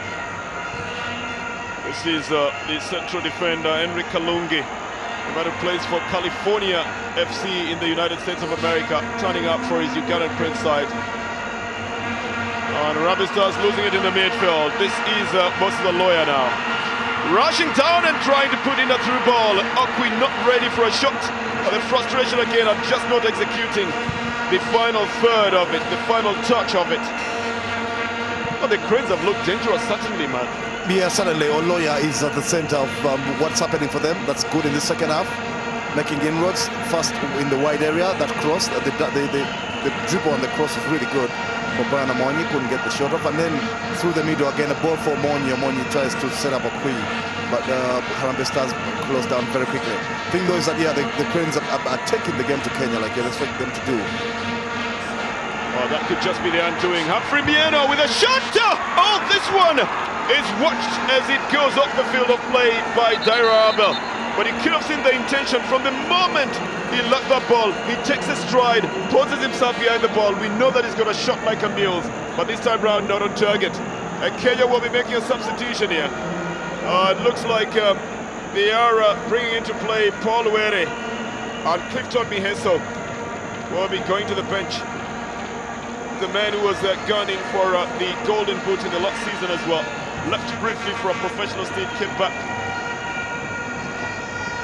And now it's the young Kenyan playmaker Paul Were who is in play. First substitution of the game. And by Kenya's Harambee Stars. This one out of the field of play is going to be a throw-in. I think the expectation is that Paul Were will inject some pace into the playmaking for the Harambee Stars side. Robert Salim touching it. And a better ball into the box with the defender being forced to dribble it in the box, but calmly getting it off his area. It goes out of the field of play for another throw-in. So Paul Were already having an impact in the very first touch that he has of the ball. With a lovely one for Humphrey Mieno much earlier on. He saw the goalkeeper slightly offline and tried to chip him. It's Paul Were getting the ball onto the flanks. Juma Abdallah, too big across, he tries. It goes off the field of play. It's going to be a corner for the Uganda Cranes. But Dhaira has not really been tested, Mark. He really is enjoying himself in goal. He's barely issued instructions to his defenders, except for the one free kick that was coming in his direction. Yeah, he's hardly had to make a save, although he almost got beaten there by Humphrey Mieno. He's the kind of his all action though. I'm telling you, he's not enjoying himself, not being in the thick of things. He likes to be making saves, throwing himself around. He's a showy man. He's acrobatic, and he entertains the fans. But now he's not being given the opportunity by the Harambee Stars attack. I guess he's been very steady in goal. A chip onto the left to Paul Were, and he's beaten the defence. He's got a chance to cross it in the very first time that Harambee Stars kept putting the ball into the net. And I think it's Robert Salim who almost got the ball over Dhaira Abel at a time when we were talking about him not having had much coming in his direction. But Paul Were with a through ball here doesn't go for the shot, cuts it down nicely. Robert Salim, well, intentionally goes for the connection, and in the process as well, I think he has a collision with the goalkeeper, Dhaira Abel. But that's the second time since the injection of Paul Were that the ball has gone to as a goalkeeper, man. Yeah, he's done well, Paul Were. He's providing an option, an outlet for Kenya. They don't have too much possession, but when they pick it up, they can look up and spot somebody who is free. And on that occasion, Humphrey Mieno played a ball over the top. Were timed his run really well, sprang the offside trap, and then he was very unselfish in cutting that ball across the face of goal. It could have easily have been Kenya 1 and Uganda 0 there. I think that's what the Ugandan fans were thinking about a few minutes ago when you saw them on the picture. Just getting a little bit worried. And the Ugandan technical bench as well now beginning to get onto their field to give some instructions. Dr. Kisolo Ronald is a busy man at the moment, attending to the goalkeeper Dhaira Abel.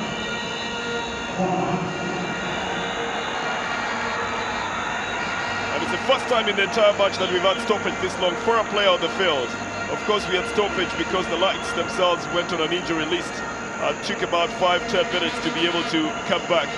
There's 2 games lined up for you as well. The first one, Burundi playing Somalia. The second one, Tanzania playing Sudan. So some very interesting clashes as well from the region to see who will be trying to advance themselves in this game. And those will be Group B matches. Group A matches are being played today. And then on Monday, then we will have the Group C matches also beginning with Zanzibar and Eritrea getting onto the field. So the Group A matches being played today. We got 3 groupings in this one to make out for 12 teams. 0-0 is the scoreline at the moment. It's the second half of the game. Sekafa Tusker Cup 2012. with the Uganda Cranes as the defending champions, playing with Kenya's Harambee Stars in the second match of the evening. And Paul Wero's injection, just about 2 minutes of it, is what has caused all this, with Rama Salim trying to connect this one, but Dhaira Abel throws himself in the way as well and cuts off that one, but it gets a little bit bruised in the process and is getting attention from the doctor. But the Vuvuzelas are almost falling silent, Mark. Yeah, they're now, well, a little pensive, wondering how badly their goalkeeper has come off. Looks like he took a boot to the head from Isinde. Are you talking about the fan or are you talking about the goalkeeper? The goalkeeper. These fans are pensive because of the goalkeeper. They are pensive because of this. Absolutely. They are worried quite right about that. Yeah. The goalkeeper has not come back to his feet now. Is on the stretcher. That means he might not be coming back into this game. The substitute goalkeeper, Hamza Muwonge, will be taking his place here. But that will not be a very good thing for Dhaira Abel, who's been largely very steady in goal, save for that knock with Rama Salim. It's just a little bit of a tragedy that that knock is what knocks him off the field of play. Here it is again, Rama Salim trying to connect that ball and seemed to have knocked... Oh, there's definitely contact there with Rama Salim and Dhaira Abel as Rama was trying to go and connect onto that ball. So the first substitution on the Ugandan side, and it's not a voluntary substitution, but a substitution that had to be done because the of that injury. 6 foot 6 figure of Abel Dhaira has had to leave the pitch. He's definitely conscious. He's not lost his consciousness. Actually holding the ice pack to his head by himself. But it looks like he's taken a very hard knock for him to have given up his slot there. Hamza Muwonge will be the beneficiary. The Cranes will worry about how long Dhaira is going to be out. He was the hero when they won this edition last year in Tanzania. Well, we'll keep you abreast of how that will be panning out. The cross coming in from Moses Oloya as the Cranes still try to pump it into the box. Well, now mixing themselves up.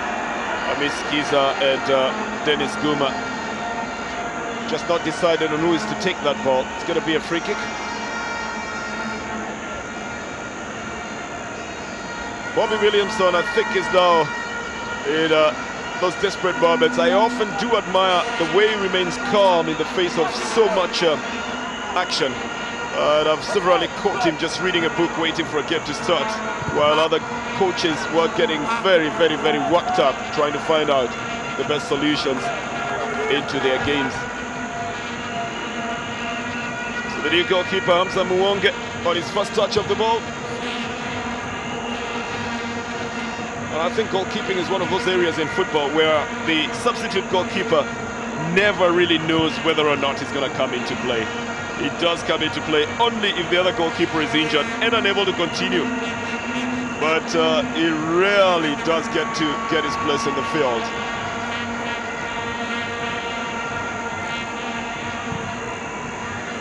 Let's push back to the Uganda Cranes central defense. This should be Henry Kalungi of California.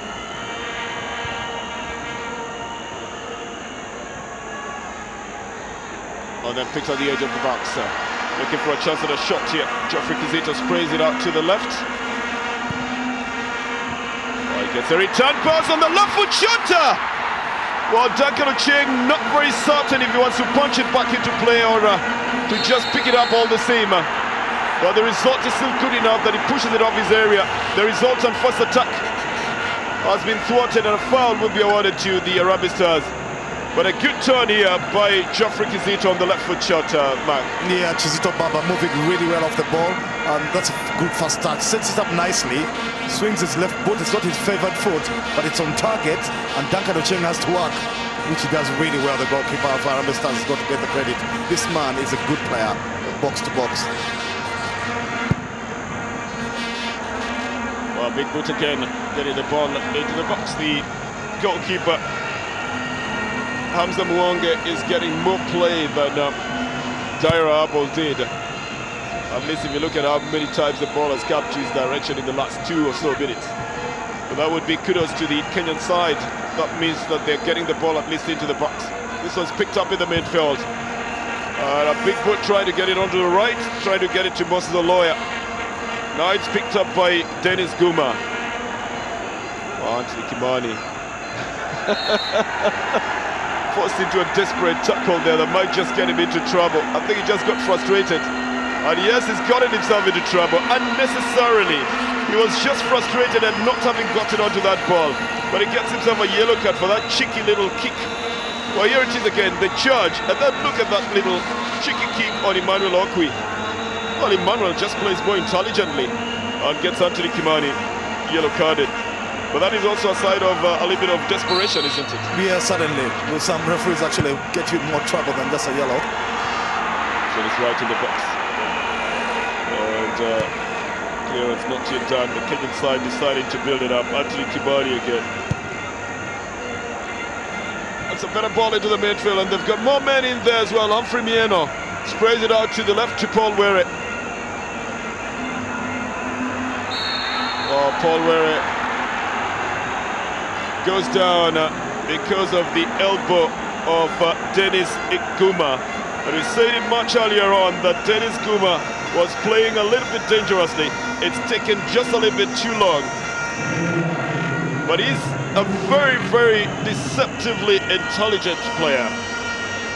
Loves to get you booked, and there it is, the touch on the face there. Of course, Paul Were excites his coach as well by asking for that foul. So Guma, with his discreet tackles, will probably get a match in Paul Were, who will probably act them out as well.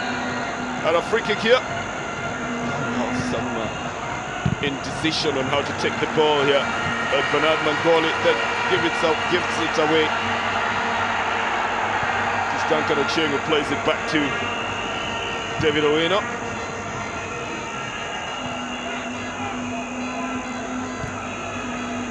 And Hamza Muonge gets part of the action as well from the defense. It's more open on the flanks, and the two sides are exploiting those two flanks. The veteran. And they're getting the ball to Emmanuel Okwi.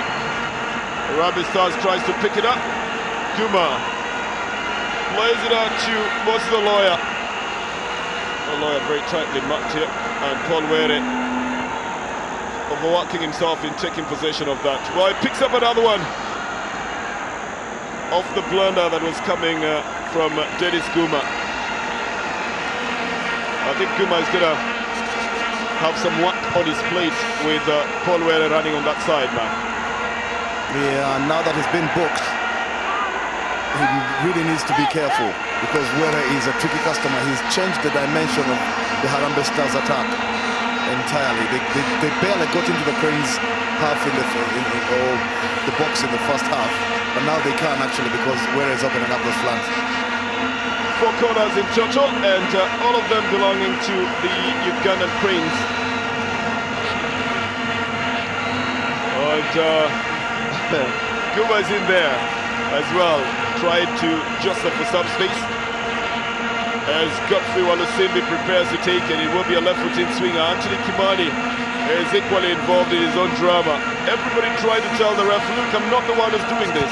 He's the one who's pushing at me. It's a big corner. I think it carved out of the field of play. And it's going to be a goal kick for the Harambee Stars.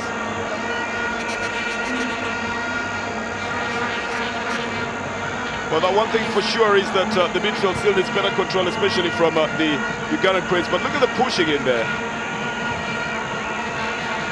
becomes a little bit difficult to find out who is actually trying to get that ball and into the net or trying to get it away. Anthony Kimani picks up a loose ball in the midfield and tries to lay a through ball, but he could have gone for a shot here. It's not going to be rewarded by that. And Ramasalim certainly was not going to get in that direction. It becomes very difficult to give a direct through ball in the box and expect the striker to cut diagonally to get to it, man. We are not before the goalkeeper. If the goalkeeper's aware and coming off his line, he's got a clearer view and a shorter distance to cover than a striker who's trying to go around two defenders. Yeah, wrong choice of pass. A shot at goal. Not very well executed. Having coming from Hamis Kiiza. This is another left foot one, and then just a little bit too long.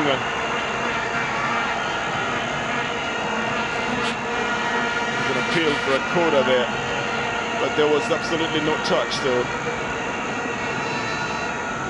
the referee quite right in calling onto that. But look at the frustration.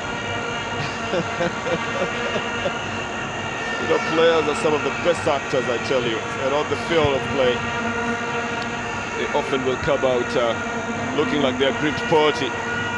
In close scrutiny, sometimes you do find that actually they were the ones who were at fault.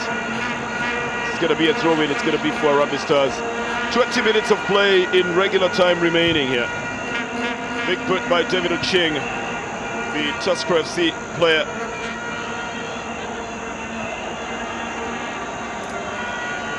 And Joaquin Zatudo, his teammate at Tusker, trying to set this one forward.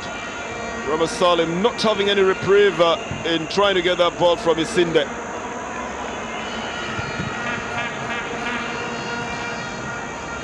This one sent on to the left. And it's slowing down a bit, Mark. Just an indication that both sides are looking for the avenues to use, but more so the Ugandan Cranes seeming like they're getting a little bit frustrated at just not going well into the box and putting the ball in the net. Yeah, the Harambee Stars have kept shape at the back. They've kept probing. Oloya, Kiiza, Okwi, and Umony. They're just not getting anything out of this Kenyan defense at the moment. Can't get frustrated, really. Geofrey trying to change the wing, and he tried to get the ball to Rama Salim. A little touch from Kiiza. And then the foul coming from David Oedo gifts it back to the Ugandan Cranes.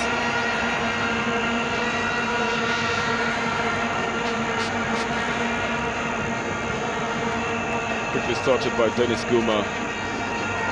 26 fouls in this game. Uganda responsible for 17. Kenya have had 11. This is Rama Salim. And just pushes it onto the side there.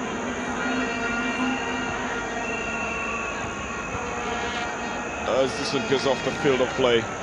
Well, I was just wondering what happened to the goalkeeper, Dhaira Abel. He's been replaced in the game by Hamza Muwonge. And he was getting some treatment off the field of play just at the touchline. Well, we'll probably keep you posted on what exactly is going on that side.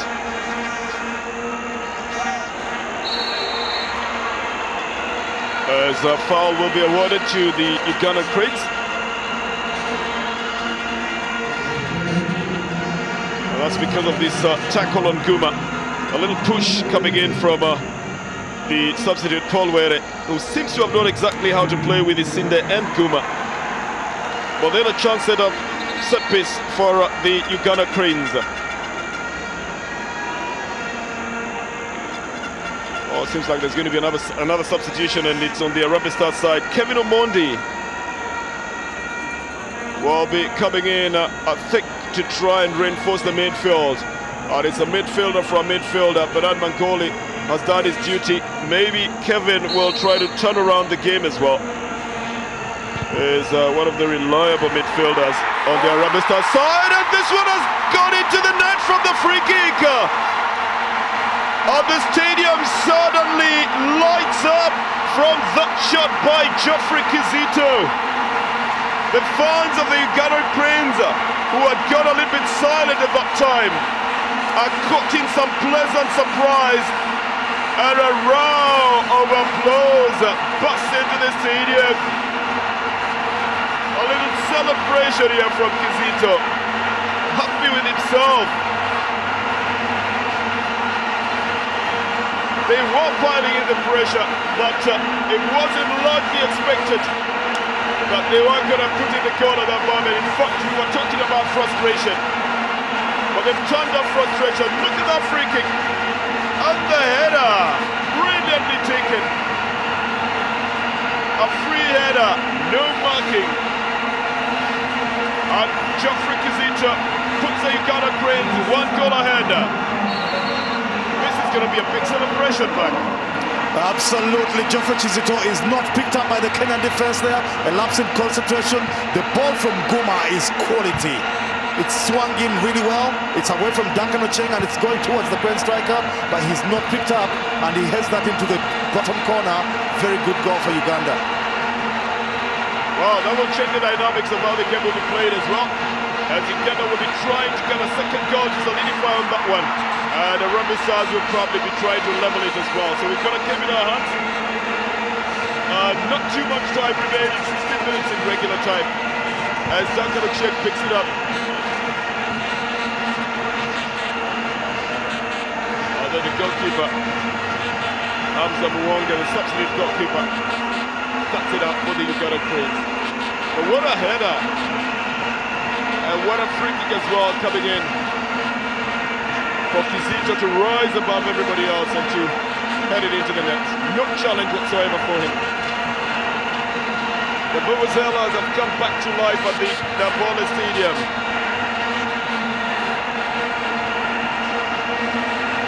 And again the Cranes pick it up in the midfield. They will of course be having the upper edge at the moment. Psychologically as well, that will spur them into trying to play better, trying to play bigger. Push it back to the goalkeeper. Oh, James Muwanga. Then also gets it back to Henry Kalungi.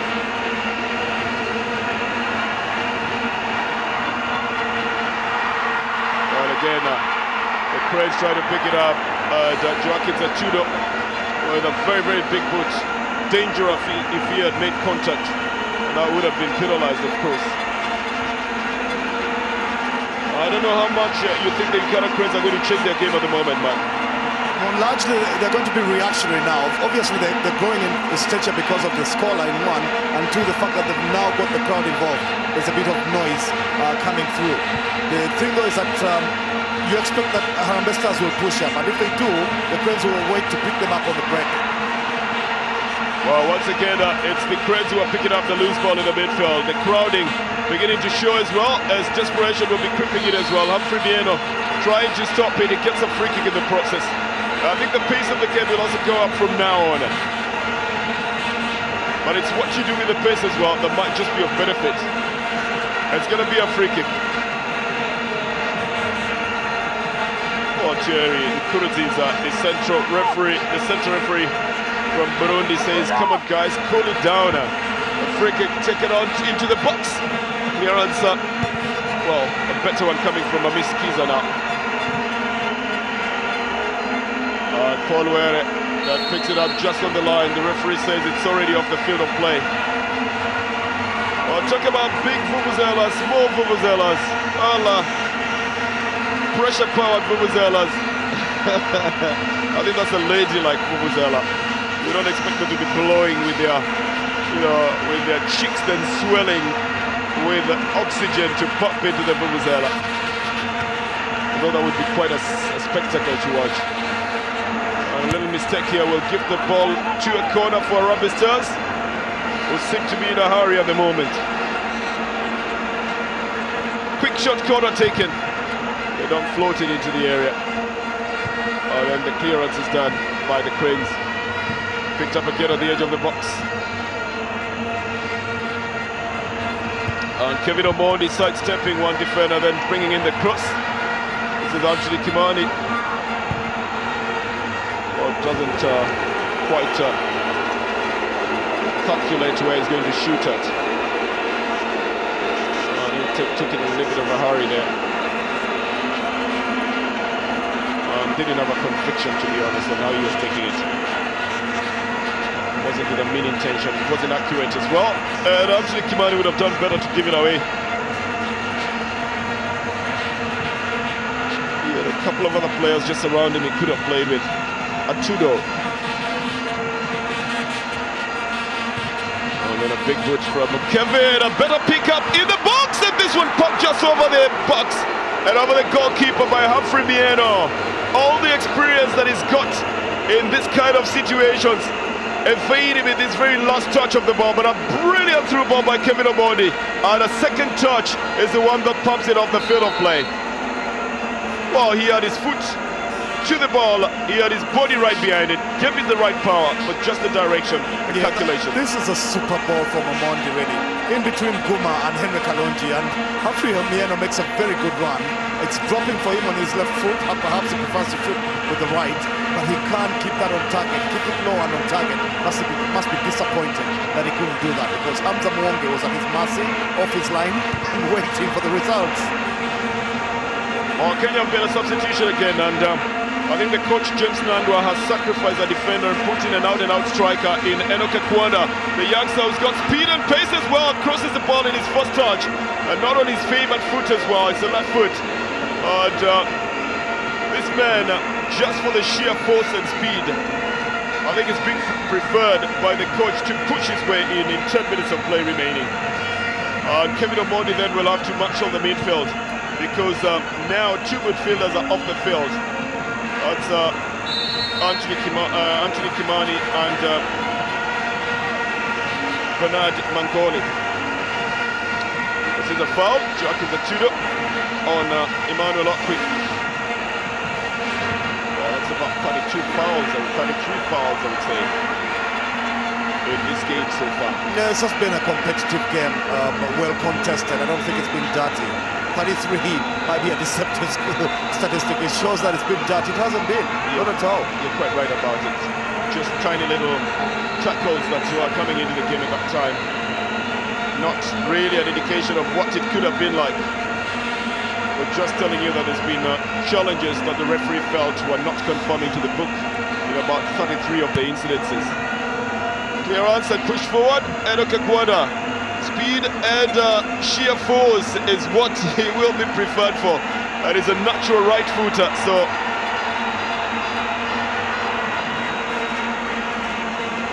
they will just be pushing forward to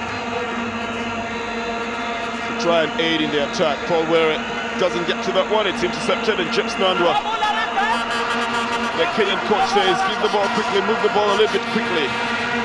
That's the pace you're talking about, man. Yeah, I'll tell you, Okwi has just reminded me about Henry Motego. In the mid-90s, when Uganda and Kenya, the rivalry was at its peak, you might say. Henry Motego and Michael Koth were the two big guys attacking as Uganda threw Majid Musi and Jackson Manga, who we've seen on Uganda's bench there forward. It was quite good contest back then. The rivalry was really hot. I don't know if Uganda plays anywhere near as good as Motego, but there's something about him that looks like Henry Motego. Well, you got it spot on.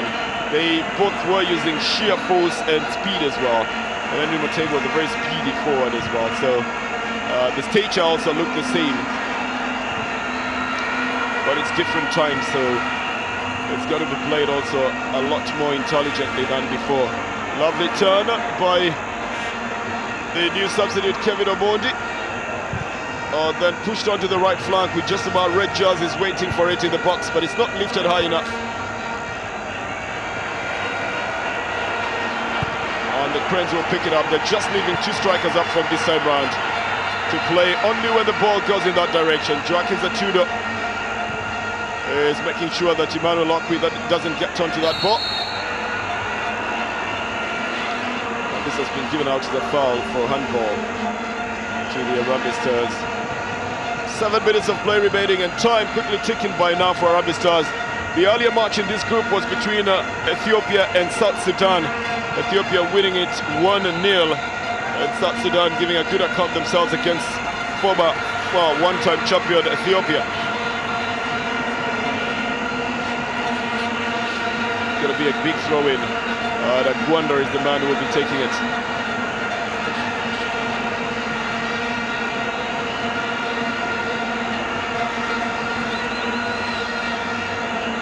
He's going to take it like a free kick right into the box, waiting for a touch on it. It falls onto the feet of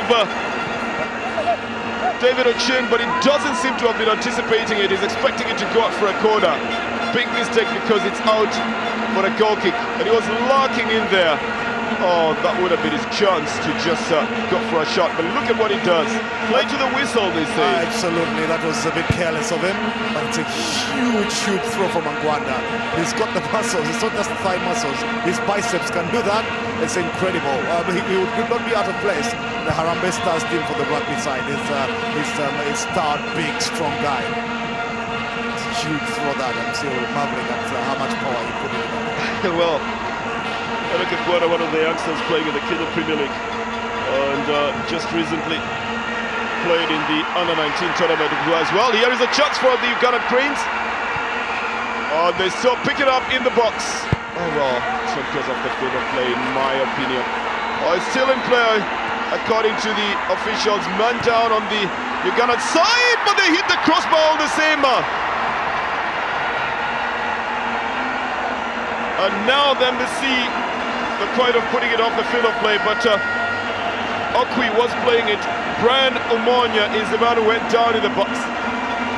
The Ugandan side taking advantage of the chance they have and getting the crossbar.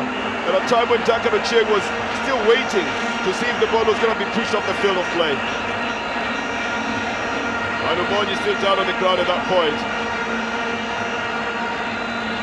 And right now, getting the attention of the team doctor, Kiiza Ronald. Oh well then, Dawkins at Tudor just rising too high and falling bang on top of Umony. Now that can be disastrous. Yeah, it was painful. He really came down hard on him. It's innocuous, he doesn't intend it to. Atudo is going for the ball here, he's got every right to. But when they land, he comes down on Omony's back. Could easily snap his spine in two if he was not lucky, but well, these are young, fit men. They can get away with things like that. Yeah, but you're right, the ball seemed to have run out of play when Oloya, when Okwi was playing it in, but there was no whistle, and then this is the goal, isn't it?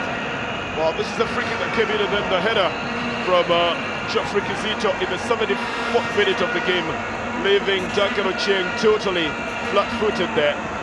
And the scoreline still standing at 1-0. But other pictures indicating that a party is already in the offing here at the stadium, and probably around Kampala as well and in other parts of Uganda. But I think they'll just hold their horses a bit for 4 minutes of regular time remaining. It's Henry Kalungi that sends it back for a start again for the defenders. And Paul Wera is coming to the midfield to try and push the ball forward. Like I said much earlier on, Paul Wera is a kind of player who will get the fouls when he wants them. And that's why I was a little bit worried, especially for Iguma, because he had fouled his much in Paul Wera. This time round, it seems to be Kizito who was chasing it. Iguma was coming closer to close it in. Paul Wera, I think, outwitting them in this instance. Free kick for the Kenyan side. Jibber Abdallah pushes it into the box. Well, the foul has been awarded, and Dawkins at Tudor couldn't get to that shot as well. This is going to be a free kick to Uganda. So in just about 2 minutes, you can uncork the champagne if you're a Ugandan fan and probably start celebrating the going ahead in this Group A of the Sekafa Tusker Cup 2012. But they were all just between the same as what the Ethiopian side might be doing in terms of celebrations, because Ethiopia also won by just 1 goal to 0. But here it is, the dancing has begun, seems to have been well rehearsed as well. I think the song is very well known as well. The flag is the unifying factor there.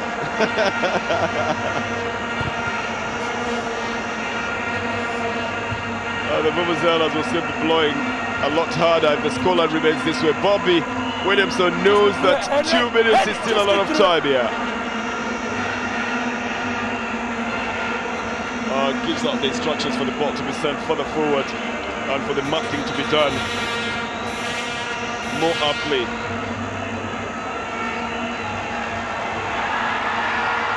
Again, it's the Uganda Cranes who are picking up the loose balls in the midfield. David Owino almost looking like he was going to box himself. Gets a throw in the process.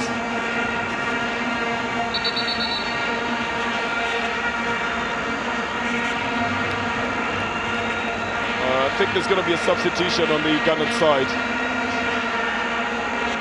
It's a second substitution, the first one having been forced because of the injury on goalkeeper Dhaira Abel. The second substitution now being made here. And Robert Sentongo, another of the prolific Ugandan forwards, is coming into play.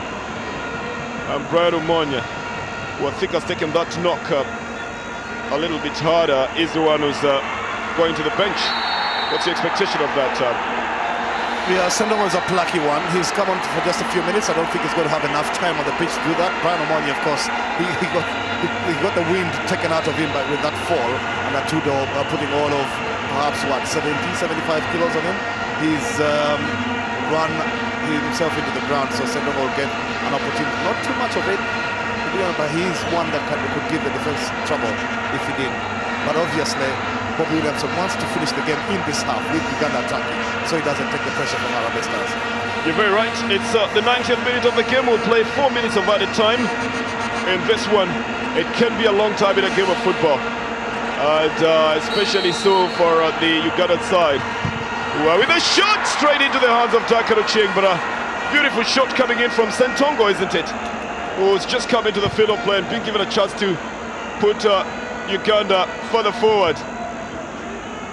Does well to get this on target, but Dakaro Ching is anticipating it well and standing right in its path, trusting his wall to do the job on the other side and then picking it up easily.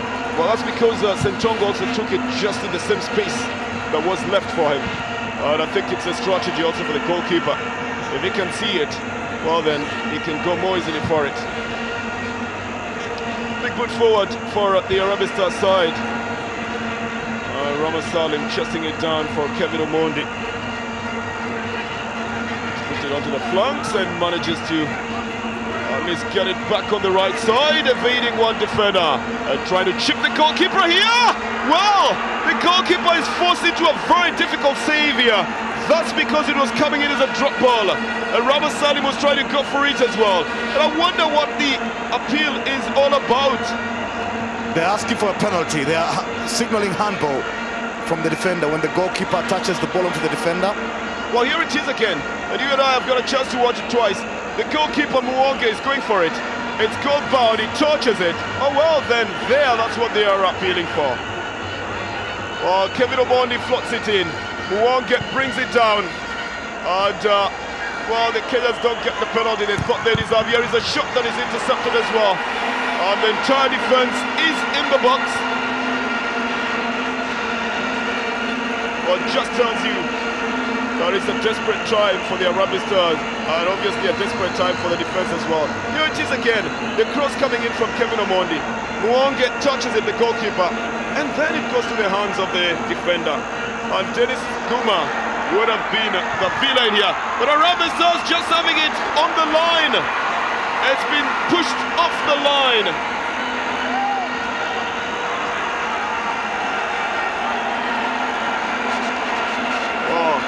Play to the whistle, they say. A big throw it again. And Muwonge was going for it again, just on the line. It was pushed off by the man who plays for California, Henry Kalungi. Mr. Nandu thought that this had been the leveling goal here. Doesn't understand why it did not go in. But that is football. That Uganda throw is definitely a weapon. Weapon of mass destruction, I'm telling you. There was chaos, there was commotion in that goal area. It came off the post actually. Goalkeeper didn't even have a touch on it. It really did come, and it came from Iguana's throw on the other side. It's the Cranes, however, who are pushing in the lost possession now. Humphrey Mieno tries to get it quickly to Iguana. Mieno again, and a foul awarded to the Ugandan Cranes. And I think if we were to go by just the timer, that the Uganda Cranes are on course to winning the first game of their first game of the Sekafa Tusker Cup 2012, to prove that they do not like to lose any games in the opening matches since 1985. This would add on to the statistics of up to 2012 as well. 17% ball percentage possession by Uganda in the last 5 minutes just tells you that the Harambee Stars have been pushing it hard. foul on Anthony Kimani. Well, it was Moses Oloya who seemed to have been on transit, but via Anthony Kimani's face as well.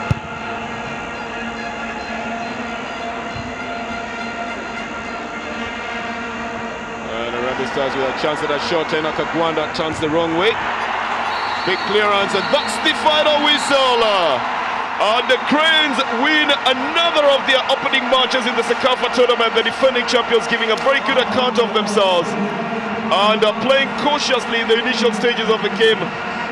Then scoring the goal at the least expected time, coming back to defend, looking a little bit desperate in the defense, but ultimately holding on very, very well to take their first game of the championship. The man they will credit for it is, of course, Geofrey Kizito in the 74th minute. And then Jose 3, rising above and turning in the ball into the net. Massively big celebration will be set off. It's Saturday in Kampala and in Uganda. They tell me that the party goes on 24 hours. So what about now if it's on a Friday then, Mark? Are you challenging me? Are you prompting me? Well, I wouldn't quite say that. I know you were going to celebrate anyway, even without any prompting. But you now have 2 reasons then. Yeah, but one of the reasons is that I'm dragging you along. Don't worry, I'll bring you back to the booth tomorrow. Well, the Uganda celebration has been set off here. The drums are being beaten. The shakers are on as well. The vuvuzelas in full blast as well, as Uganda will be celebrating their first win in the Sekafa Tusker Cup 2012, the 32nd edition of it. So Group A matches beginning the tournament here. The cross coming in, and Kizito totally unchallenged there, caught everybody by surprise. On his dreadlocked head, getting a perfect connection into this one. Surprising thing is that Duncan Ochieng actually watched it going into the net. Like he could see it rolling past him. And a celebration that is set off is going to be going on for a long time here. There will be in further matches tomorrow in Group B, Sudan, Tanzania, Burundi, Somalia, in the second day of competition. Sometimes I wonder just what happens. You wait for a tournament for so long and suddenly it starts and you are already going into the second day and already filling in the tables. With Uganda having scored a goal and Ethiopia also having won their first match. Kenya and South Sudan will have to fight. The qualification is simple here. Group 1, first and second, going just like in the other 2 groups as well. Andrew has got them on the top line to talk to us about the game. Andrew. Well, Nambola Stadium is in raptures, and probably the celebrations and the party will go on for the rest of the night. Why? Because the Uganda Cranes have not just picked 3 points, but they have also beaten one of their biggest rivals in the region. Godfrey Kizito's 73rd minute strike has given the Uganda Cranes a big chance of now going to the next round, considering they have 3 points of their opening game. As for the Kenyans, they will be going back to the drawing board ahead of their next fixture, but that is what the regional tournament is all about. You lose some, you win some. And I'm joined by the Kenyan tactician. What went wrong? I think we lost concentration on that goal, but unfortunately I'm happy with the boys. They played very well. It was a tough match for them, but they did what we planned, and I'm happy for them. A couple of contentious decisions. We saw your players talking to the referee not in the best way. Do you think the referee did not give some decisions your way? Yeah, but like we got a penalty, some other fouls. It's normal in football, but I think that we could have won this match. But unfortunately, we have lost. Let's talk about the qualification part. You've lost your opening game. Could there be panic now in the Kenyan camp that maybe we shall not make it to the next round? No, the way we have played, if you concentrate like that, I think we are going to qualify, because we are with Southern Sudan and Ethiopia. So if we play the way we have played today with the host, I think we are going to qualify. And in general, I know you probably have been thinking about this on the technical bench. In general, which department of your team do you think did not deliver according to your tactics? Finishing, because we got about 2-3 chances and we did not score. But in the defense, that was only that chance, and then Uganda scored. I'm happy with the boys with the defense and midfield a bit. Actually, I'll work on finishing. And it's a big game. I mean, these are the biggest rivalries in the region. Do you think there was some pressure on your players that probably affected their nerve in the game?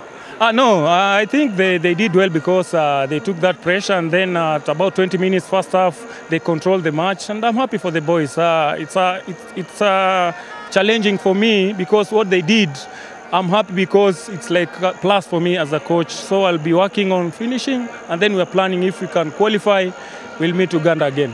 Thanks, coach, and I wish you all the best in your next encounter. Thank you very much. Well, certainly not the happier of the two managers. He does say his finishing in the game was not the best, so they've got to go back to the drawing board, back to the training pitch, and work on a finishing in the game if they are to go on and, of course, qualify for the next round at this year's edition of the Sekafa Tusker Cup. And I'm joined by Bobby Williamson, who clearly should be the happier of the two coaches. Massive win for Uganda. Yes, it's always important that we beat Kenya, especially here in Kampala at Nambole, and it was very, very tough as we expected, but we managed to get through it. 2 years ago, we failed to qualify for the Africa Cup of Nations after a draw with Kenya here. Was it some piece of revenge, you think? Nothing comes close to that defeat. Sorry, it wasn't a defeat, but nothing comes close to that disappointment. Nothing else will ever make up for it. But as I said, that's gone. We've got to concentrate on the games ahead, and we've won this game. And is the feeling starting to crop into the dressing room now that Uganda will make it to the next round? Well, we've won the first game. It's always important in these competitions to do that. We're in a good position. We've got to take care of Ethiopia next. I've watched them earlier. It won't be easy, but we'll do our best, and hopefully if we win that game, we'll be through. Thank you very much, coach, and well, congratulations as well. Well, there you go, Bob Williamson suddenly is the happier of the two tacticians. So 2 interesting games here on your World of Champions. We did kick off with Ethiopia, 4 times Sekafa champions, beating South Sudan, the youngest nation